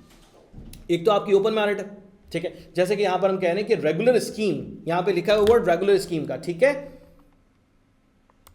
Regular scheme. अच्छा भाई, ये बात याद रखना कि सारी जितनी डिटेल होती है ना वो ऑलरेडी वेबसाइट पर होती है। कोई भी शख्स अगर तुम्हें कह दे या कभी भी तुम्हें कहीं सुनने को मौका मिले कि जनाब ये तो मुझे मालूम था, ये तो सारी बातें मुझे पता थी, यही बात मुझे ही पता होती हैं सारी बातें, नहीं भाई, ये सारी बातें ना वेबसाइट पर ऑलरेडी मौजूद हैं, सारी चीजें मौजूद हैं। आप चाहे तो खुद भी जाके देख सकते हैं, कोई बहुत बड़ा मसला नहीं है, ठीक है। खुद भी आप जाकर रिसर्च कर सकते हैं, कोई बहुत बड़ा हैक्टिक नहीं है। मगर मैं सिर्फ और सिर्फ यहां पर इसलिए बैठा हूं आप लोगों के सामने ताकि मैं आप लोगों को समझा सकूं। मैं ये अपने घर से नहीं ला रहा, ये कोई एलियन ने इंफॉर्मेशन नहीं भेजी है, एनईडी यूनिवर्सिटी के हवाले से तमाम इंफॉर्मेशन एनईडी की ऑफिशियल वेबसाइट पे पहले से मौजूद है, तो आप बिल्ला झिझक जाकर स्टडी कर सकते हैं, देख सकते हैं। कुछ एनालिसिस है, एनालिसिस वेरी करता है, तज्जिया जो होता है वो अलग अलग होता है। जो हमारे पास फैक्ट्स मौजूद होते हैं वेबसाइट पर ऑलरेडी अपलोडेड हैं, उनके ऊपर analysis person to person vary करता है, और एनालिसिस एक्सपीरियंस की बेसिस पे होता है, ठीक है। मुझे एप्टीट्यूड की इस दुनिया में पढ़ाते हुए 16 से 18 साल लगभग हो गए, ठीक है ना। तो मुझे कुछ चीजें ऐसी हैं कि जो मैं बच्चों को बेहतर तौर पर समझा सकता हूं, ठीक हो गया जी। अच्छा, आओ जरा आगे चलते हैं। 3 तरह के प्रोग्राम्स ऑफर होते हैं एनईडी में। पहला रेगुलर स्कीम, जिसपे सबसे ज्यादा टफ कॉम्पिटिशन होता है। रेगुलर स्कीम का मतलब ये हो गया कि आप अपने बेहतरीन परसेंटेज आपने बनाई है फर्स्ट ईयर में, आपका टेस्ट स्कोर बहुत शानदार है, तो इससे आपका मिलके बन गया टोटल एग्रीगेट, ठीक है, आपका ये मेरिट बन गया। अब उस प्रोग्राम के लिए जब एडमिशन्स का आगाज होगा, अब उस आगाज से पहले क्या होता है, सारे बच्चे एडमिशन टेस्ट देते हैं, उन एडमिशन टेस्ट का रिजल्ट उनके पास मौजूद होता है। तो सबसे पहले, सबसे ऊपर, सबसे आगे उन बच्चों का नाम आएगा जिन्होंने उस प्रोग्राम के लिए अप्लाई किया, और अप्लाई करने वाले बच्चों में सबसे ज्यादा जो मेरिट जिन बच्चों का है सबसे ऊपर वो होंगे। अब जैसे जैसे वक्त बदल रहा है वैसे वैसे तेजी के साथ कंप्यूटर साइंस का जो प्रोग्राम है उसकी इंपॉर्टेंस बढ़ती जा रही है। यानी हम जानते थे और जानते हैं कि एनईडी यूनिवर्सिटी इंजीनियरिंग प्रोग्राम्स के हवाले से बहुत शोहरत रखती है, बहुत अच्छी रेपुटेशन है, बहुत बड़ा उसका एलिमिना है। एनईडी यूनिवर्सिटी से निकले हुए इंजीनियर्स दुनिया में कमाल कर रहे हैं, दुनिया में कमाल करें माशाल्लाह। और बहुत सारे मेरे ऐसे स्टूडेंट्स भी रहे हैं और अभी भी हैं माशाल्लाह कि जिन्होंने दुनिया भर में ऐसे काम अंजाम दिए कि जो शायद किसी और यूनिवर्सिटी के एलुमनाई में वो रिमार्केबल अचीवमेंट शामिल नहीं है। तो भाई एनईडी यूनिवर्सिटी इंजीनियरिंग प्रोग्राम्स के हवाले से बहुत ही ज्यादा नाम रखती है। मगर तेजी के साथ जैसे जैसे हम कंप्यूटर स्टडीज की तरफ फ्लो लोगों का बढ़ता हुआ देख रहे हैं, तो उसी की बुनियाद पे कुछ नुमाया तब्दीलियां एडमिशन के हवाले से भी दिखाई दे रही हैं। मैं इस चार्ट के जरिए से कुछ उन तब्दीलियों को आपके सामने डिस्कस करना चाहूंगा, ठीक है। पहले तो बेसिक बात समझ लें, हमारे पास 3 तरह का एडमिशन है एनईडी में। पहला एडमिशन क्या है? पहला एडमिशन है ओपन मेरिट, मतलब कि हमारा एडमिशन जो है हम टेस्ट देंगे, हमारा एक मेरिट बनेगा, ओपन मेरिट पर आपका फिर जो है वो टेस्ट की रिजल्ट्स पर आपका एडमिशन कंसीडर किया जाएगा, ठीक है, क्लियर हो गया। अच्छा, उसके बाद दूसरा एडमिशन है, अब इसको ना नाम दे दिएगा रेगुलर स्कीम का, रेगुलर स्कीम R1 R2, ठीक है, ये इसके लिए कोड इस्तेमाल होगा। आगे जाते हैं तो हमारे पास दूसरा जो एडमिशन स्कीम है वो है जनाब सेल्फ फाइनेंस। सेल्फ फाइनेंस का मतलब क्या होता है कि आपको इजाफी पैसे देने पड़ते हैं अपनी सीट हासिल करने के लिए।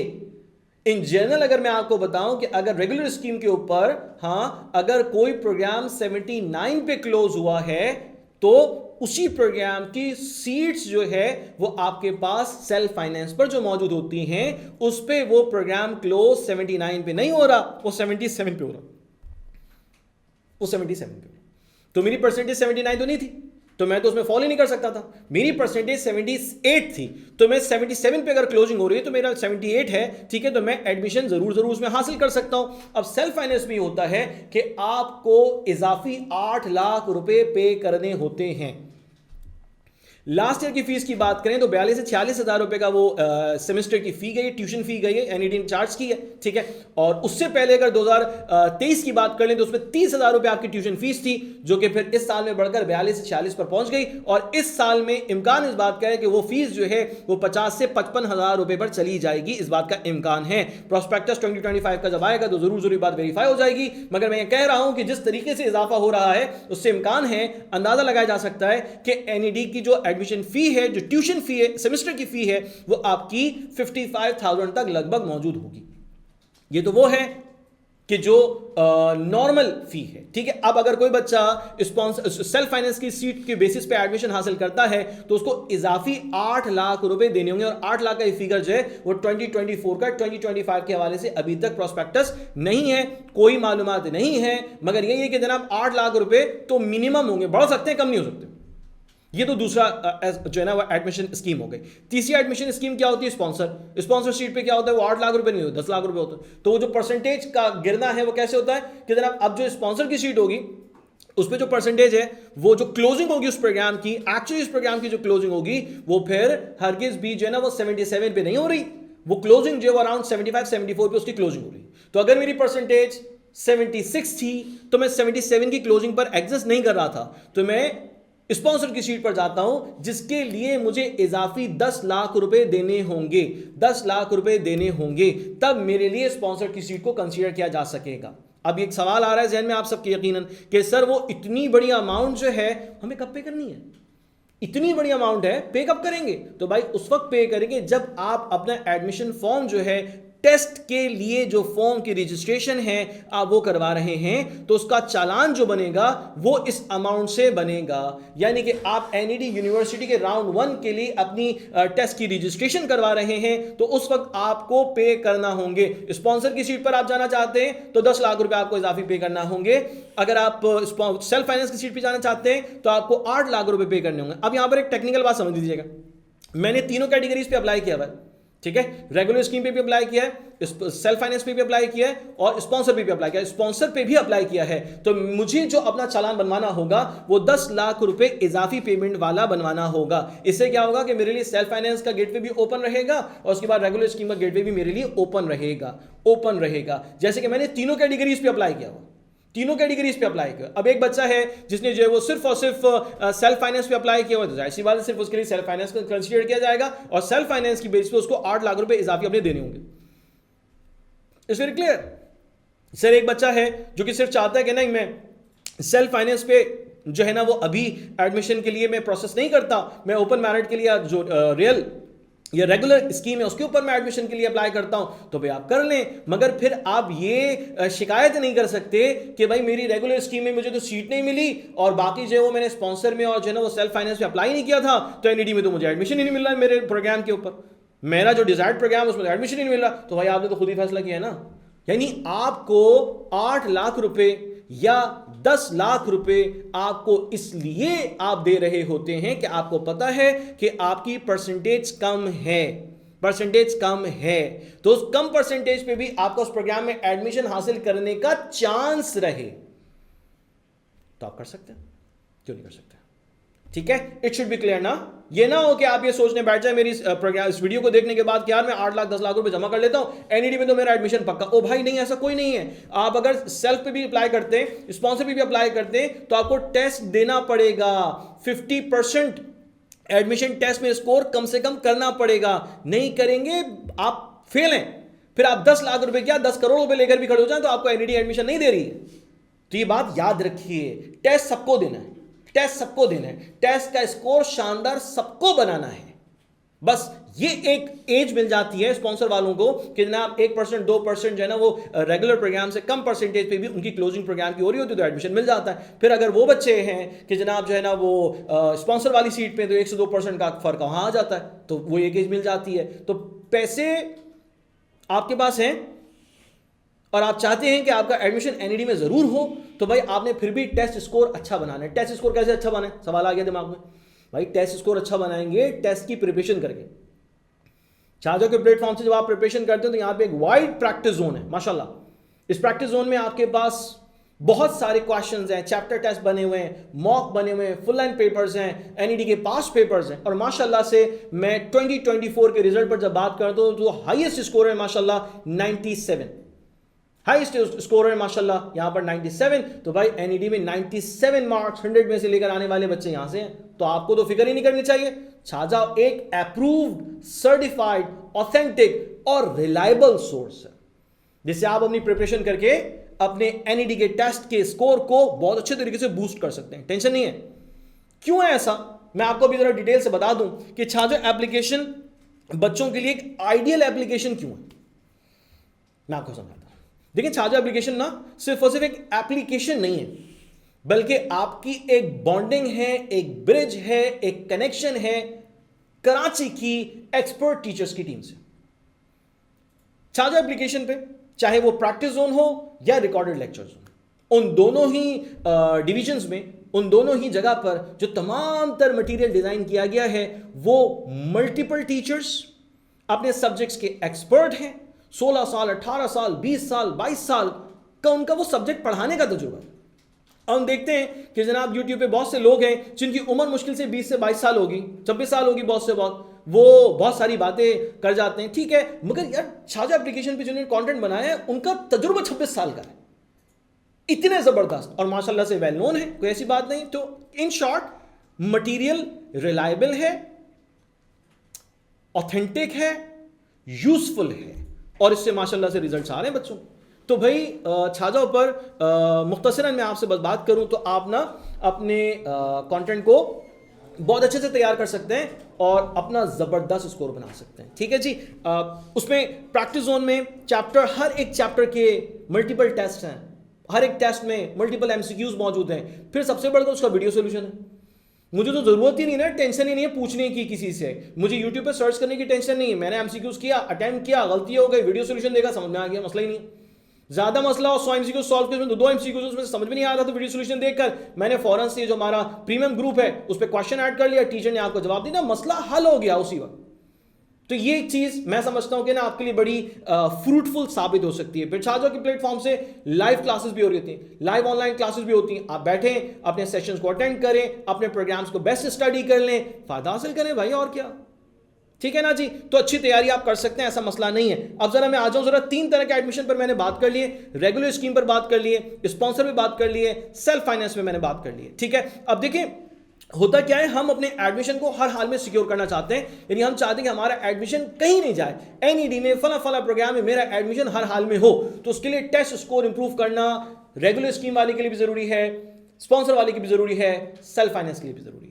ऐसा नहीं हो सकता कि आप टेस्ट में कुछ ना करें, फेल हो जाएं और आप बोले मेरा एनईडी में एडमिशन हो जाए, तो एनईडी जो है ना वो आपका एडमिशन नहीं ले रही है, मेक इट क्लियर, ठीक है जी। फिर जब ख्वाब टूटते ना बड़ा दुख होता है, ओ भाई ख्वाब तोड़ने वाले हम खुद होते हैं, अपने ख्वाबों को देखने के बाद उस पर कुछ अमल भी तो करें ना, मेहनत भी तो करें।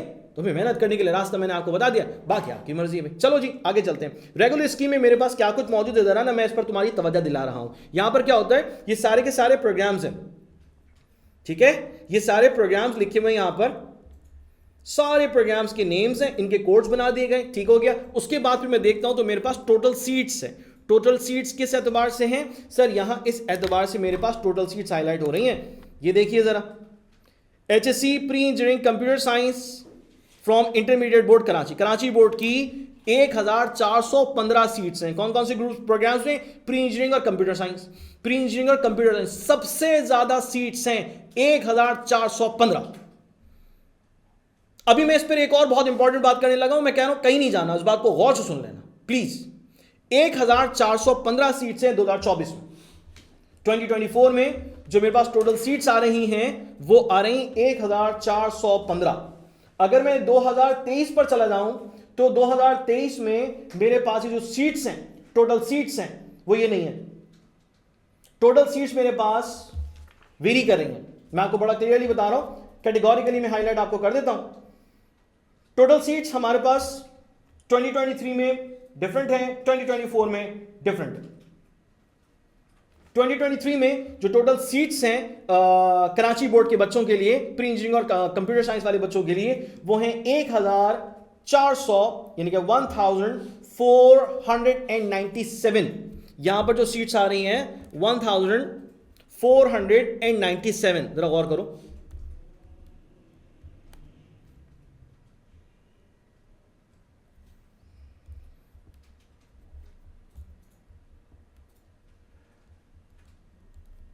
ठीक है जी, 1497 सीट्स थी भाई। इस 97 और 15 लंबा डिफरेंस आ रहा है, यानी अच्छा खासा डिफरेंस आ रहा है भाई। तो फिर ये सीट्स कहां गई, तकरीबन डिफरेंस आ रहा है 80 प्लस सीट्स का। 80 प्लस सीट्स कहां चली गई हैं मैं बताऊंगा, मगर ये याद रखो कि ये 2023 के अंदर सीट्स थी और 2024 में 1415 हो गई।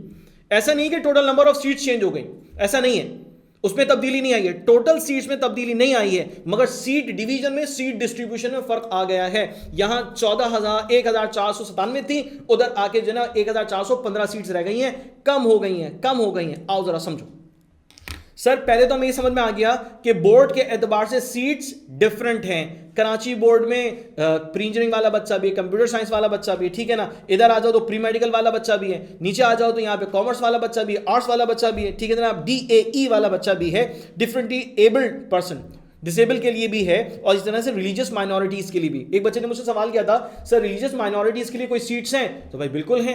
अगर आपका ताल्लुक है, आप से कराची में रहते हैं, आप अपनी रिलीजियस माइनॉरिटी को शो करते हैं, ठीक है जी, तो उसके एतबार से आपके लिए एक स्पेसिफिक कोटा सीट के ऊपर मौजूद है, आप उस पर अप्लाई कर सकते हैं, बिल्कुल कर सकते हैं, कोई मसला ही नहीं है, ठीक है ना जी। अच्छा, तो ये टोटल हमारे पास सीट्स जो हैं वो इधर जो है वो प्री इंजीनियरिंग और कंप्यूटर साइंस के लिए 1,415 सीट्स हैं। अब डिपार्टमेंट वाइज या प्रोग्राम वाइज जो है ना, ये सीट्स का डिवीजन हमें नजर आ रहा है, सीट्स का डिवीजन हमें नजर आ रहा है। 105 CE सिविल इंजीनियरिंग में 105 सीट्स हैं कराची बोर्ड के बच्चों के लिए, और सिर्फ कंप्यूटर और प्री इंजीनियरिंग के लिए इतनी ज्यादा सीट्स। आगे चले जाओ तो आगे फिर जो है मजीद हमें किसी प्रोग्राम में सीट सिविल इंजीनियरिंग के लिए नजर नहीं आती। कंप्यूटर इंजीनियरिंग और जो प्री इंजीनियरिंग वाले बच्चे, कंप्यूटर साइंस और प्री इंजीनियरिंग वाले बच्चों के लिए सीट्स ऑफर होती हैं, ठीक है। इसी तरह से आगे सीट डिस्ट्रीब्यूशन भी हमें मजीद नजर आती है। एक बहुत बड़ा डिफरेंस आया है, मैं बताता हूं कहां, बहुत बड़ा डिफरेंस जिसको मैं देखकर चौंक गया था इस प्रोस्पेक्टस में, वो मैं आपको बताता हूं कहां पर है। वो है सर यहां पे प्री मेडिकल, चाहे कराची बोर्ड हो या फिर अब ये कराची बोर्ड के अलावा जो है जनाब हमें ए लेवल्स भी नजर आता है, ठीक है, इसी तरह से फेडरल बोर्ड भी नजर आता है और दीगर बोर्ड्स भी नजर आते हैं। तो ये तो एक डिवीजन हो गया रेगुलर की बेस पे। आगे चले जाओ तो स्पॉन्सर पे भी है और उसके बाद फिर जो है सेल्फ फाइनेंस पे भी है, मगर तब्दीली आई है इसमें बहुत बहुत ज्यादा, यानी प्री मेडिकल के स्टूडेंट्स के लिए नंबर ऑफ सीट्स का इजाफा कर दिया गया है, इंक्रीज कर दी गई हैं। PEC ने इजाजत दे दी कि जनाब मेडिकल का स्टूडेंट जो है वो इंजीनियरिंग के प्रोग्राम को परसू कर सकता है, तो जनाब गेटवेज ओपन होकर नंबर ऑफ सीट्स बढ़ा दी गई हैं। 93 सीट्स यहां पर मौजूद हैं। अगर मैं स्टेट्स यहां पर आपके साथ शेयर करूं कि जनाब 93 सीट्स थी, 93 सीट्स कर दी गई हैं प्री मेडिकल में कराची बोर्ड में। पहले कितनी थी? पहले यही सीट जो थी ना वो 39 थी, 39 सीट्स थी 2023 में, 39 सीट्स थी, अब 93 सीट्स हो गई हैं प्री मेडिकल के लिए। ठीक हो गया जी। आगे चलते हैं सर, इसके बाद में अगर आगे जाता हूं तो मेरे पास जो ना कॉमर्स रिलेटेड सीट्स हैं इस तरह, और उसके बाद फिर मैं आगे जाता हूं, आर्ट्स रिलेटेड सीट्स 8 हैं, और उसके बाद DAE से रिलेटेड सीट्स मेरे पास 10 हैं, ठीक है जनाब। डिफरेंटली एबल्ड पर्सन जो कि जिस्मानी तौर पर कोई माजूरी रखते हैं उनके लिए 12 सीट्स हैं। रिलीजियस माइनॉरिटीज के लिए यहां पर जो है वो 37 सीट्स हैं, 37 सीट्स हैं भाई, ठीक है। अच्छा, उसके बाद फिर आगे जाते हैं, आगे जाते हैं तो यहाँ पे ना डिफरेंट बोर्ड्स यहाँ पर हाईलाइट हो रहे हैं। मैं ज़रा इधर ये मेंशन भी कर देता हूँ, हैदराबाद बोर्ड, मीरपुर खास board, Sukkur board, Larkana board, Nawabshah board.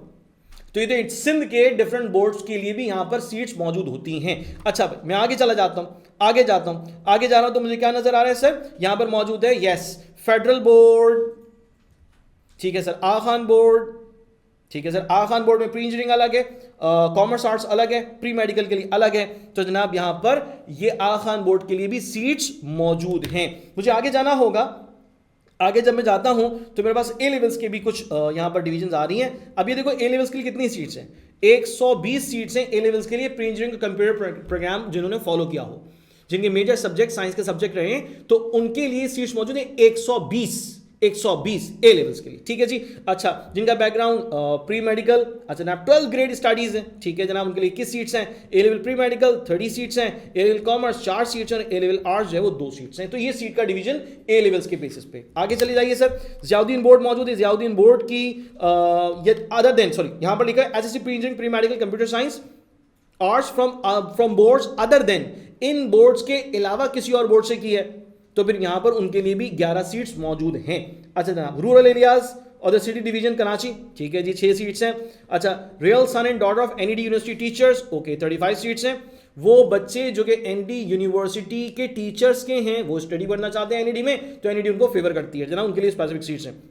Non teaching staff के लिए 34 सीट्स हैं। आउटस्टैंडिंग स्पोर्ट्समैन, आउटस्टैंडिंग स्पोर्ट्समैन का मतलब क्या है कि कोई ऐसा बच्चा है जिसने नेशनल लेवल पे गेम खेले हैं और उसके बाद उसका सर्टिफिकेट भी मौजूद है, उसके बाद उससे रिलेटेड तमाम तरह डॉक्यूमेंट मौजूद है, तो नेशनल लेवल पर उसने खेला है तो आउटस्टैंडिंग परफॉर्मर स्पोर्ट्समैन उसे कंसीडर किया जाएगा जनाब। उसके बाद है डिनशॉ फैमिली जो कि फाउंडर है एनईडी यूनिवर्सिटी की, तो उनके बच्चों के लिए डेफिनेटली सीट्स का कोटा मौजूद है। अच्छा, एलईजे फाउंडेशन उनके लिए भी 6 सीट्स हैं। यूईटी लाहौर टेक्सला, यूटी लाहौर टेक्सला में टेस्ट दिया, पास कर लिया, अब वहां से नॉमिनेट हो गए यहाँ के लिए, तो यहाँ पर वो आकर अपने एडमिशन जरूर ले सकते हैं, उनके लिए 4 सीट्स हैं। यूईटी पिशावर 4 सीट्स हैं।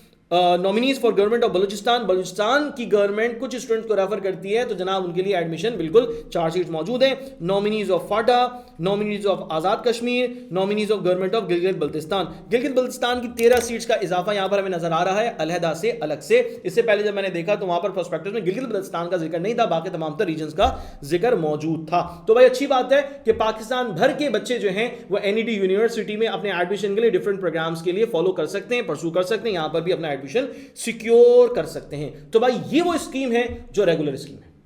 रेगुलर स्कीम पे इतनी तादाद में सीट्स मिलेंगी इन प्रोग्राम्स में इस डिवीजन के साथ, ठीक है जी। क्या आगे भी कुछ सीट्स हैं सर? जी हाँ, आगे भी रेगुलर की कुछ सीट्स हमें नजर आ रही हैं, बहुत कम है मगर फिर भी हैं जनाब। नॉमिनीज मिनिस्ट्री ऑफ एजुकेशन, ठीक है जी, 1 सीट है। आगे जाते हैं, yes, nominees of Indian occupied Kashmir, Indian occupied Kashmir के लिए भी कुछ सीट्स रिजर्व हैं। जीएचक्यू आर्मी के जो पर्सनल हैं उनके बच्चों के लिए सीट्स हैं। एनएचक्यू नेवी बिल्कुल है, 1 सीट है। पीएफ एयरफोर्स 1 सीट है। सिंध रेंजर्स नॉमिनीज के लिए 1 सीट है। Nominees of airport security ASF sir 4 seats हैं। Foreign candidates nominated by economic affairs division, बिल्कुल जनाब, जिनको फॉरेन अफेयर्स नॉमिनेट करता है जिन स्टूडेंट्स को कि वो एनईडी से पढ़ लें, तो जनाब उनके लिए 5 सीट्स हैं। तो कुल मिलाकर 2256 सीट्स हैं रेगुलर स्कीम की बेसिस पे। अब वो 2256 फिगर जो है वो कैसे डिवाइड हो रही है, कैसे सेग्रीगेट हो रही है, ये सारी डिटेल अभी मैं आपके साथ शेयर कर चुका हूं। तो भाई इस चीज को जरा अपने एडमिशन में मद्देनजर रखिएगा, कंसीडर कीजिएगा। भाई दूसरी चीज आ गई हमारे पास, क्या कह रहे हैं सर? सेल्फ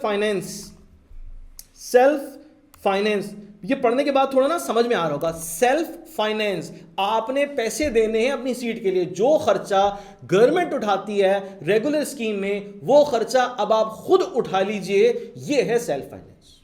बहुत सारे लोग ना इसे कहते हैं सीट बिक गई, सीट खरीद ली, ये हो गया वो हो गया। ओ भाई, एनईडी यूनिवर्सिटी एक स्टूडेंट के ऊपर एक साल में हजारों रुपए खर्च करती है, हजारों रुपए खर्च होते हैं, बल्कि मैं हजारों कम कह रहा हूं, लाखों रुपए खर्च हो जाते हैं एक स्टूडेंट पे। 4 साल तक वो पढ़ रहा होता है, यूनिवर्सिटी की तमाम तर चीजों को इस्तेमाल कर रहा होता है, जिसकी मद में वो सेमेस्टर की फीस 42,000 रुपए देके समझता है मैंने एहसान कर दिया। ऐसा नहीं भाई, ऐसा नहीं है। एनईडी यूनिवर्सिटी में जो आप अपने सेमेस्टर की फीस देते हैं, अपने तमाम तरह एक्सपेंसेस पे ऑफ कर रहे होते हैं, ओ भाई वो बहुत कम पैसे जा रहे हैं as compare to other engineering universities, as compare to other private universities, वो बहुत कम जाते हैं। तो ऐसा तो नहीं ना कि खर्चा कम होता है, नहीं, खर्चा कम नहीं होता, खर्चा कम नहीं होता। टीचर्स की पे उतनी हो सकता है, बहुत सारे टीचर्स की प्राइवेट यूनिवर्सिटी ज्यादा अच्छी एनईडी में पे जा रही हो, तमाम स्टाफ की पेमेंट्स जाती हैं, तमाम एक्सपेंसेस हैं, तो भाई पे खर्चे तो उतने ही हैं, मगर गवर्नमेंट फंडिंग करती है, ठीक है। आप 8 लाख 10 लाख रुपए देकर समझते हैं कि जनाब आप किसी रिसर्च प्रोग्राम का हिस्सा बन रहे हैं, तो रिसर्च के अंदर जितनी मशीनरी है वो आपके पैसों से आ रही है। भाई करोड़ों रुपए की मशीनरी पाकिस्तान में आती है रिसर्च पर्पस। ये एक अलग बात है कि पाकिस्तान में रिसर्च कम होती है, बहुत कम होती है, ना होने के बराबर, अगर जो भी मशीनरी आती है वो हाईली एक्सपेंसिव होती है, हाईली एक्सपेंसिव, तो उसका तमाम तरह एक्सपेंस आप थोड़ी बेयर कर रहे होते, यूनिवर्सिटी बेयर कर रही होती है। तो यूनिवर्सिटी डिजर्व करती है कि वो आपके ऊपर ये चार्जेस लगाए, जबकि उसने ओपन मेरिट में यानी कि रेगुलर स्कीम में सबसे ज्यादा सीट्स रखी हैं, सबसे ज्यादा। बिल्कुल बाकी सीट्स पे तो ये काम बिल्कुल हो सकता है। चलो बहरहाल आगे चलते हैं, सेल्फ फाइनेंस की स्कीम पर बात करते हैं। भाई ये तो मैं तो समझता हूं गनीमत है कि मैं अपनी कम से कम सीट को तो सिक्योर कर सकता हूं, मेरी सीट तो मुझे मिल जाएगी इंशाल्लाह। 2% कम होती है तो कम से कम सीट तो मिलेगी, ऐसा तो नहीं है कि मैं अपने एडमिशन से रह गया अपने मेरिट के कम होने की वजह से, तो ये तो अच्छी बात है, गलत नहीं है।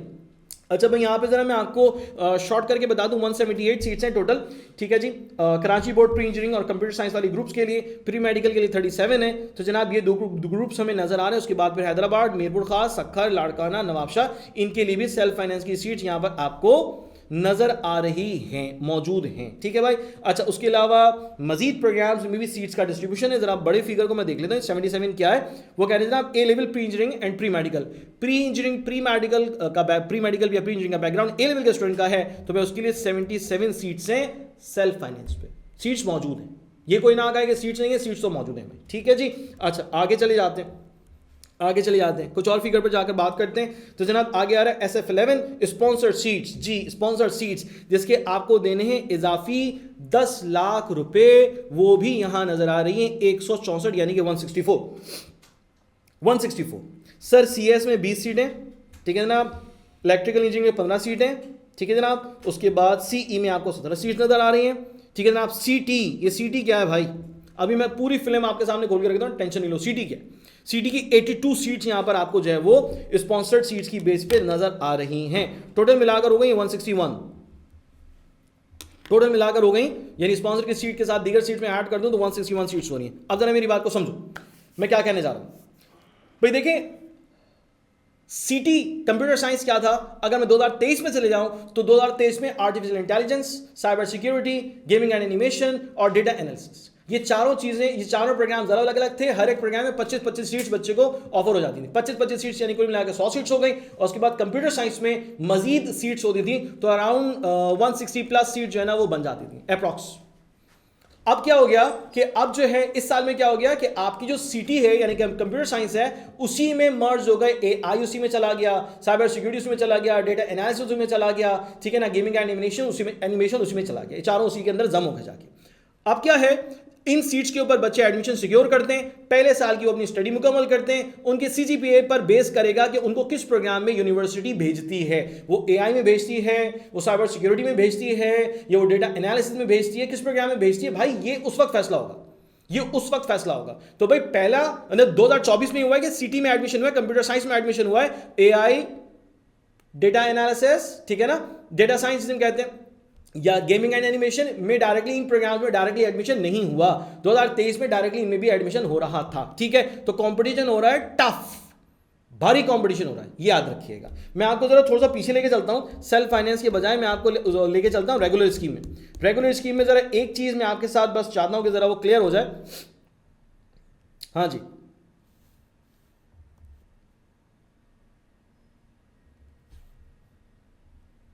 CT 139 हटा दिया अभी मैंने, सेल्फ फाइनेंस को, स्पॉन्सर की सीट को हटा दिया मैंने। तो 139 सीट्स आपको ऑफर की गई CT में, जबकि लास्ट ईयर में 2023 में जो है वो 160 प्लस सीट्स मौजूद थी। 160 प्लस सीट्स जो है ना वो मिल रही थी, CT की अलग 60-65 थी, और उसके अलावा 25-25 करके हर एक की सीट मौजूद थी, AI की और दीगर की। मगर अब क्या हो गया, टोटल 139 सीट्स हैं।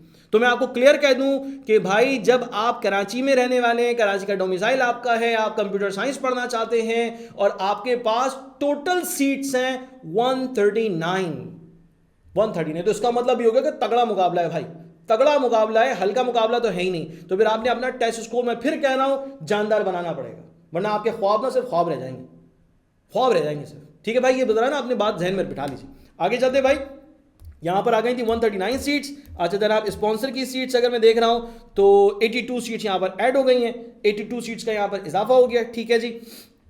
चलें चलते, 82 सीट्स स्पेसिफिकली सिर्फ स्पॉन्सर की, जिसमें 10 लाख रुपए देते हैं। इसके अलावा मजीद सीट्स ऊपर हैं, इसके अलावा मजीद सीट्स ऊपर हैं जो कि सेल्फ फाइनेंस में, जिसपे आप 8 लाख रुपए इजाफे देते हैं। अब तक की मालूमात की बात, 2025 में इजाफा होगा नहीं होगा वो एक अलग बहस है, मगर अब तक यही सूरत हाल देखने को मिली है, ठीक है जी। ये हो गई सेकंड एंड थर्ड स्कीम आपकी किस हवाले से, ये सेकंड एंड थर्ड स्कीम आपकी मुकम्मल हो गई आपके एडमिशन के हवाले से। अब आप सोच लो आपने क्या करना है, कहां जाना है, किस तरह से आगे बढ़ना है। अब ये फैसला करते वक्त ना आपको एक और चीज की जरूरत पड़ती है, और वो क्या है, आपके उस प्रोग्राम का लास्ट ईयर का मेरिट, उस प्रोग्राम का लास्ट ईयर का मेरिट, ठीक है जनाब, यानी पिछले साल में वो प्रोग्राम किस पर क्लोज हुआ है।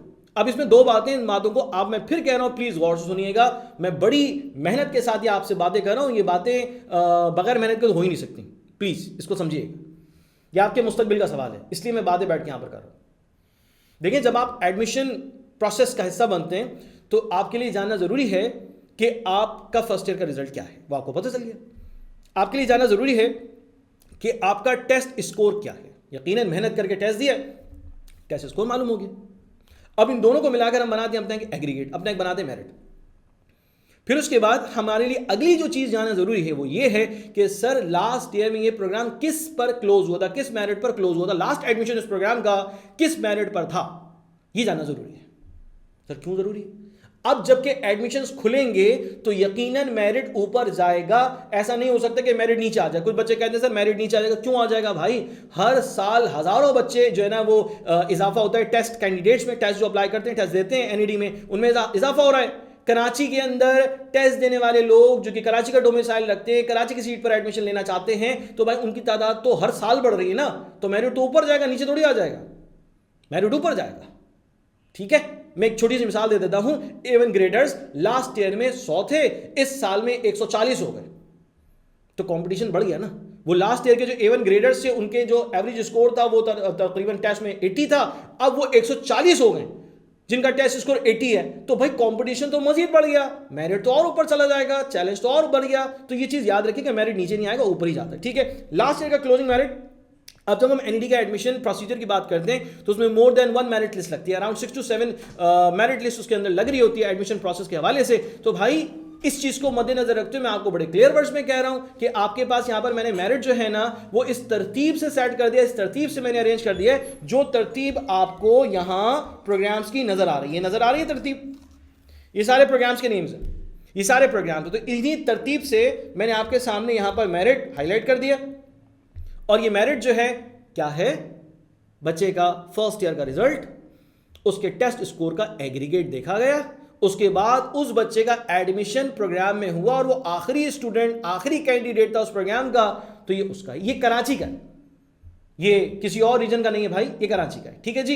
अच्छा, ये डेटा जो है वो आप वेबसाइट से भी इजीली एक्सेस कर सकते हैं, आपको मिल जाता है। ये थोड़ा सा फिल्टर्ड है, प्रोसेस है, तो मैं इस पर बात करना ज्यादा मुनासिब समझूंगा। ठीक है जी, आइए जरा चलें। सिविल इंजीनियरिंग 69 70.8, यानी कि ये जो मेरिट है ये इस रेंज में रहा है। एग्जैक्टनेस तो जाहिर सी बात है क्लियर नहीं होती है, मगर एक प्रोबेबल, एक अप्रोक्सीमेट रिजल्ट पर हम बात कर सकते हैं। ठीक है जनाब। अर्बन इंजीनियरिंग, ठीक है जनाब, 63.4। अच्छा जी, उसके बाद फिर मैं कुछ चीजें यहां पर हाईलाइट कर रहा हूं, कुछ चीज़ें मैं यहाँ पर हाईलाइट करूंगा, उस पर मैं चाहूंगा कि आपकी तवज्जो मुझे मिल जाए। इलेक्ट्रिकल इंजीनियरिंग 79.41 हाईलाइट कर रहा हूं, जरा कुछ बात करेंगे इस पर। ठीक है, केमिकल इंजीनियरिंग सर यहाँ पर ये रहा। ठीक है सर, उसके बाद food and science, food engineering अच्छा है, क्लोजिंग बेहतर है। ठीक है जनाब। बायोमेडिकल इंजीनियरिंग, बायोमेडिकल इंजीनियरिंग में मैं बात कर रहा हूँ उन स्टूडेंट्स की जिन्होंने अप्लाई किया है, ठीक है जी, और उनका जो बैकग्राउंड है वो, जाहिर सी बात है वो स्टूडेंट्स भी हो सकते हैं ना कि जनाब जो कि प्री मेडिकल के बैकग्राउंड से नहीं है, उन्होंने भी अप्लाई किया, एडमिशन टेस्ट दिया है, तो वो अप्लाई करें, बीएस प्रोग्राम की बेसिस पे फॉलो करें। अच्छा, वो बच्चे जो कि मेडिकल की बेसिस पे, मेडिकल के बैकग्राउंड की बेसिस पे अप्लाई करें तो उनकी तादाद तो ऑलरेडी कम होती है, उनकी सीट्स ऑलरेडी कम होती हैं, तो हर एक बच्चा जो अप्लाई करता है डेफिनेटली उसका मेरिट ऊपर चले जाते हैं। नहीं, बच्चे कम होते हैं, उनका मेरिट, उनका जो स्कोर होता है, उनकी जो परसेंटेज होती है वो हाई होती है, तो मेरिट ऊपर चला जाता है। ठीक है, तो याद रखिए बायोमेडिकल के हवाले, टेस्ट के हवाले से जो बात हो रही है, ये कंप्यूटर साइंस, प्री इंजीनियरिंग के बच्चों ने जिन्होंने टेस्ट अप्लाई किया होगा, ये उनके लिए, उनके एतबार से बनाया गया ये एक मेरिट है। ये प्री मेडिकल बैकग्राउंड वाले बच्चों का बहरहाल कंसीडर नहीं हो सकता। ठीक है भाई, आगे चले जाएं जरा। सॉफ्टवेयर इंजीनियरिंग, सॉफ्टवेयर इंजीनियरिंग जिस बच्चे से पूछता हूं मैं, तकरीबन अभी इस वक्त में 600-700 बच्चों को देख रहा हूं, बात होती है तो भाई हर बच्चा कहता है मुझे सॉफ्टवेयर इंजीनियरिंग में जाना है, मगर सॉफ्टवेयर इंजीनियरिंग की सीट्स ना 600-700 नहीं, ये तो सिर्फ एक जगह की बात हो रही है। बेशुमार ऐसे इंस्टीट्यूट्स हैं, हजारों बच्चे हैं, सबकी ख्वाहिश है। ये देख लो जरा क्लोजिंग, क्लोजिंग देख लो, क्लोजिंग देख लो भाई, साफ बात है। यानी यहां पर एक बच्चे की परसेंटेज 80 है, उसने पेपर में 90% स्कोर किया हुआ है, तब भी उसका एडमिशन सॉफ्टवेयर इंजीनियरिंग में नहीं हो रहा, नहीं हो रहा। ये मैं क्लियर कर दूं, 85 जा रहा है ना, 85 बन रहा है उसका, परसेंटेज 80 है, ठीक है, हाफ कर लो तो 40 हो जाती है, उसका स्कोर जो 90 हाफ कर लो तो 45 हो जाता है, तभी वो 85 पे करा, उसका एडमिशन सॉफ्टवेयर इंजीनियरिंग में नहीं हो रहा, ये याद रख लें। ठीक है भाई, चलिए जी आगे चलिए। Computer science and information technology, जिसको सीटी का नाम दे दिया गया भाई, सीटी 84.27 पे सीटी, फिर वही वाली बात, कंप्यूटर साइंस जिसमें एआई है, एनिमेशन है, डेटा एनालिसिस, साइबर सिक्योरिटी, चारों उसके अंदर आकर जम हो गए, इसलिए यहां पर कोई उसका मेरिट नहीं लिखा हुआ। आगे चलिए सर। कंप्यूटेशन फाइनेंस, जिसके बारे में अभी कुछ देर पहले बात हुई है कि बहुत सारे प्रोग्राम्स में तो बहुत सारे सब्जेक्ट बेसिस पे तो ये ऑफर ही नहीं हो रहा, सही है ना। तो ये कंप्यूटेशन फाइनेंस मिल रहा है उस बच्चे को जो कि आईसीएसई यानी कि इंटर उसने किया कंप्यूटर साइंस से। अच्छा जी, उसके बाद फिर मैनेजमेंट साइंसेस, ठीक है जनाब, ये आगे मैनेजमेंट साइंसेस अच्छी है, मैनेजमेंट साइंसेस अच्छी है। रिकमेंडेशन भी बहुत सारे लोग कहते हैं, मैं भी समझता हूँ कि मैनेजमेंट साइंसेस आने वाले वक्त के लिए और बहुत ही ज़्यादा ज़बरदस्त फील्ड है। उसके बाद फिर इंग्लिश लिंग्विस्टिक्स, इंग्लिश लिंग्विस्टिक्स ठीक है जी, काम हो सकता है, इस पर पढ़ लें तो फायदा हो जाएगा। फायदेमंद चीज़ है, ऐसा नहीं है कि इसका फायदा नहीं है, फायदेमंद चीज़ है, अच्छी चीज़ है। अच्छा जी, तमाम तरह इंजीनियरिंग यूनिवर्सिटीज़, तमाम तरह इंजीनियरिंग प्रोग्राम्स के हवाले से यहाँ पे क्लोजिंग मेरिट है। सर स्टूडेंट को क्या फ़ायदा है? आप स्टूडेंट हैं, आप जानना चाहते हैं कि भाई मुझे बताओ सिविल इंजीनियरिंग की क्लोजिंग कहाँ हुई है, लास्ट ईयर यहाँ हुई है 70.18, मान लें 70.18 पर क्लोजिंग है, चले। अब आपका जो टोटल मेरिट बनना चाहिए वो इससे ऊपर बनना चाहिए, पहली बात। सर दूसरी बात ये कि जब आपको एडमिशन के लिए बुलाया जाए तो उस प्रोग्राम में सीट वैकेंट हो, उस प्रोग्राम में सीट अवेलेबल हो तो आपको ऑफर कर दी जाएगी। उस प्रोग्राम में सीट नहीं है, खत्म हो चुकी, तो जाहिर सी बात है कि आप मेरिट पर भी हैं मगर फिर भी आपको वहां की सीट नहीं मिलती। बहुत सारे लोग कहते हैं हमारे साथ धोखा हो गया, एनईडी ने धोखा कर दिया, सीटें बेच दी। ओ भाई सीटें बेच नहीं दी, सारा प्रोस्पेक्टस में लिखा है ना, खोल के तो पढ़ो, कम से कम खोल के पढ़ो उस प्रोस्पेक्टस को, पता चल जाएगा। तो जितनी नंबर ऑफ सीट्स हैं वो सीट्स फिलअप हो गई है रेगुलर स्कीम में, तो अब आपको उस प्रोग्राम में सीट रेगुलर स्कीम में नहीं मिल रही। सेल्फ फाइनेंस बच गई, सेल्फ फाइनेंस की आप फीस पहले पे कर चुके हैं तो आपको ऑफर कर दिया जाएगा। स्पॉन्सर की फीस आप पहले पे कर चुके हैं तो आपसे पूछा जाएगा, वो बता दीजिए आपको सीट यहां पर चाहिए नहीं चाहिए। तो ये चीजें प्रोसेस के जरिए से होती हैं, ऐसी अपने ख्वाब, अपने गुमान, अपनी ख्वाहिश, अपने ख्याल की बुनियाद पे नहीं हो रही होती। तो मेक इट क्लियर ना। तो भाई यहां पर ये क्लोजिंग मेरिट है, तमाम तर प्रोग्राम्स का क्लोजिंग मेरिट यहां पर कलेक्टिवली आपके सामने रिप्रेजेंट करने की वजह यह थी कि भाई आप समझ जाओ कि अब आपके पास ये मेरिट हासिल करने के लिए जो आखिरी चांस है वो तुम्हारे टेस्ट की प्रिपरेशन है। टेस्ट की प्रिपरेशन, जबरदस्त प्रिपरेशन, जबरदस्त स्कोर, अपने डिजायर्ड प्रोग्राम में एडमिशन हासिल करने का गोल्डन चांस। चलिए जी आगे जाते हैं इस डिटेल में। अच्छा, इस डिटेल के बाद कुछ अच्छी बातें हैं जो मैं चाहता हूं कि आप लोगों के साथ शेयर कर लूं, और वो बातें क्या हैं? वो बातें हैं जनाब हमारे जो 2024 का एनईडी का जो रिजल्ट रहा है, माशाल्लाह 600 प्लस स्टूडेंट्स ने माशाल्लाह से एनईडी में अपना एडमिशन सिक्योर किया। पोजीशंस आई हैं, तो चले मैं आपके साथ इन पोजीशंस के बारे में भी थोड़ी बहुत बात कर लेता हूं। पोजीशन के बारे में मैं आपको पहले कुछ डिटेल दिखा देता हूं, उसके बाद फिर इंशाल्लाह हम इस पर आपसे मुख्तसर सी बात करते हैं, ताकि कम से कम आपको मालूम हो जाए कि जनाब सिर्फ और सिर्फ YouTube चैनल्स के जरिए से पढ़ लेना काफी नहीं होता, बल्कि आपको सीखने, समझने, याद रखने और बेहतरीन स्कोर लाने के लिए एक कंप्लीट टीम की जरूरत होती है, एक कंप्लीट पैकेज की जरूरत होती है कि जिसमें आपके पास प्रैक्टिस करने के लिए भरपूर कंटेंट मौजूद हो, टीचर्स से सीखने के लिए भरपूर वक्त हो, और आपका जो यूज करने वाला कंटेंट है वो रिलायबल हो, वो प्रूव्ड हो, और उसके साथ साथ वो बेस्ट रिजल्ट्स प्रोड्यूस करने का हामिल हो। तो जनाब ये सारी चीजें जरूरी होती हैं। तो माशाल्लाह से छाजाओं ने तमाम तर चीजें जब प्रोवाइड कर दी तो फिर उसके बाद बच्चों का बेहतरीन रिजल्ट देखने को मिला। आइए मैं कुछ आपसे डिटेल्स शेयर करता हूं। तो जनाब माशाल्लाह से 2024 का ये साल छाजाओं के यूजर्स के लिए एक ज़बरदस्त साल रहा, एक बेहतरीन साल रहा, और इसमें खूब सारी कामयाबियां समेटी हैं। तो आइए ज़रा देख लीजिए। साद खान साहब फर्स्ट पोजीशन मेरिट पोजीशन हासिल किए कराची बोर्ड से, फर्स्ट मेरिट पोजीशन हासिल किए फेडरल बोर्ड से। साद मलिक साहब ने बहरिया कॉलेज से हैं। उमामा जुबैर हैं, फर्स्ट मेरिट पोजीशन हासिल किए आगा खान बोर्ड से, फोर्थ मेरिट पोजीशन हासिल किए फेडरल बोर्ड से। मानीन फवाद ने, अशना फातिमा सीडर कॉलेज से फोर्थ मेरिट पोजीशन है, और 8th मेरिट पोजीशन है आगा खान बोर्ड से एमर फारूकी की। तो जनाब ये तो कुछ पोजीशंस हैं, माशाल्लाह बेहतरीन स्कोरर्स हैं जिन्होंने एनईडी के टेस्ट में भी खूब शानदार काम किया, पोजीशन हासिल की हैं। मैंने बहुत सारे लोगों को कहते हुए सुना है कि जनाब पोजीशन नहीं आती। नहीं भाई, पोजीशन आती है मेहनत करने से, टीचर्स की कंप्लीट डेडिकेशन, छाजाओं का एक बेहतरीन कंटेंट, इन दोनों के कॉम्बिनेशन से माशाल्लाह से बच्चों ने अपनी मेहनत पूरा जोर लगा दिया, और फाइनली जो है वो अपने स्कोर में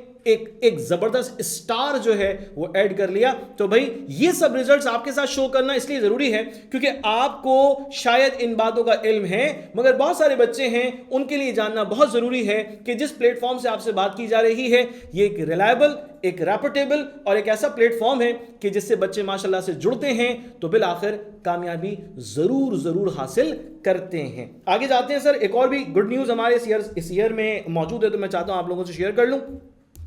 जनाब मौजूद हैं रयान आमिर साहब, हिब्रू कॉलेज, सेकंड पोजीशन हासिल की इन्होंने फास्ट में, सेकंड पोजीशन इन्होंने फास्ट के टेस्ट में हासिल की है, और माशाल्लाह से 100% स्कॉलरशिप पर इनका एडमिशन हुआ है। 100% स्कॉलरशिप पर इनका एडमिशन हुआ है।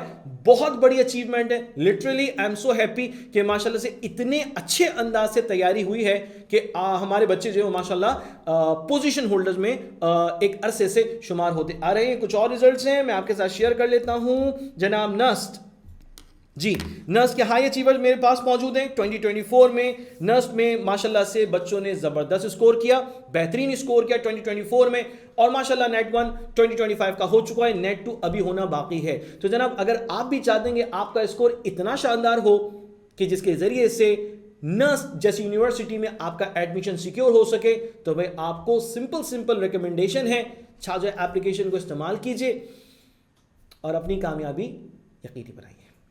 Thank you.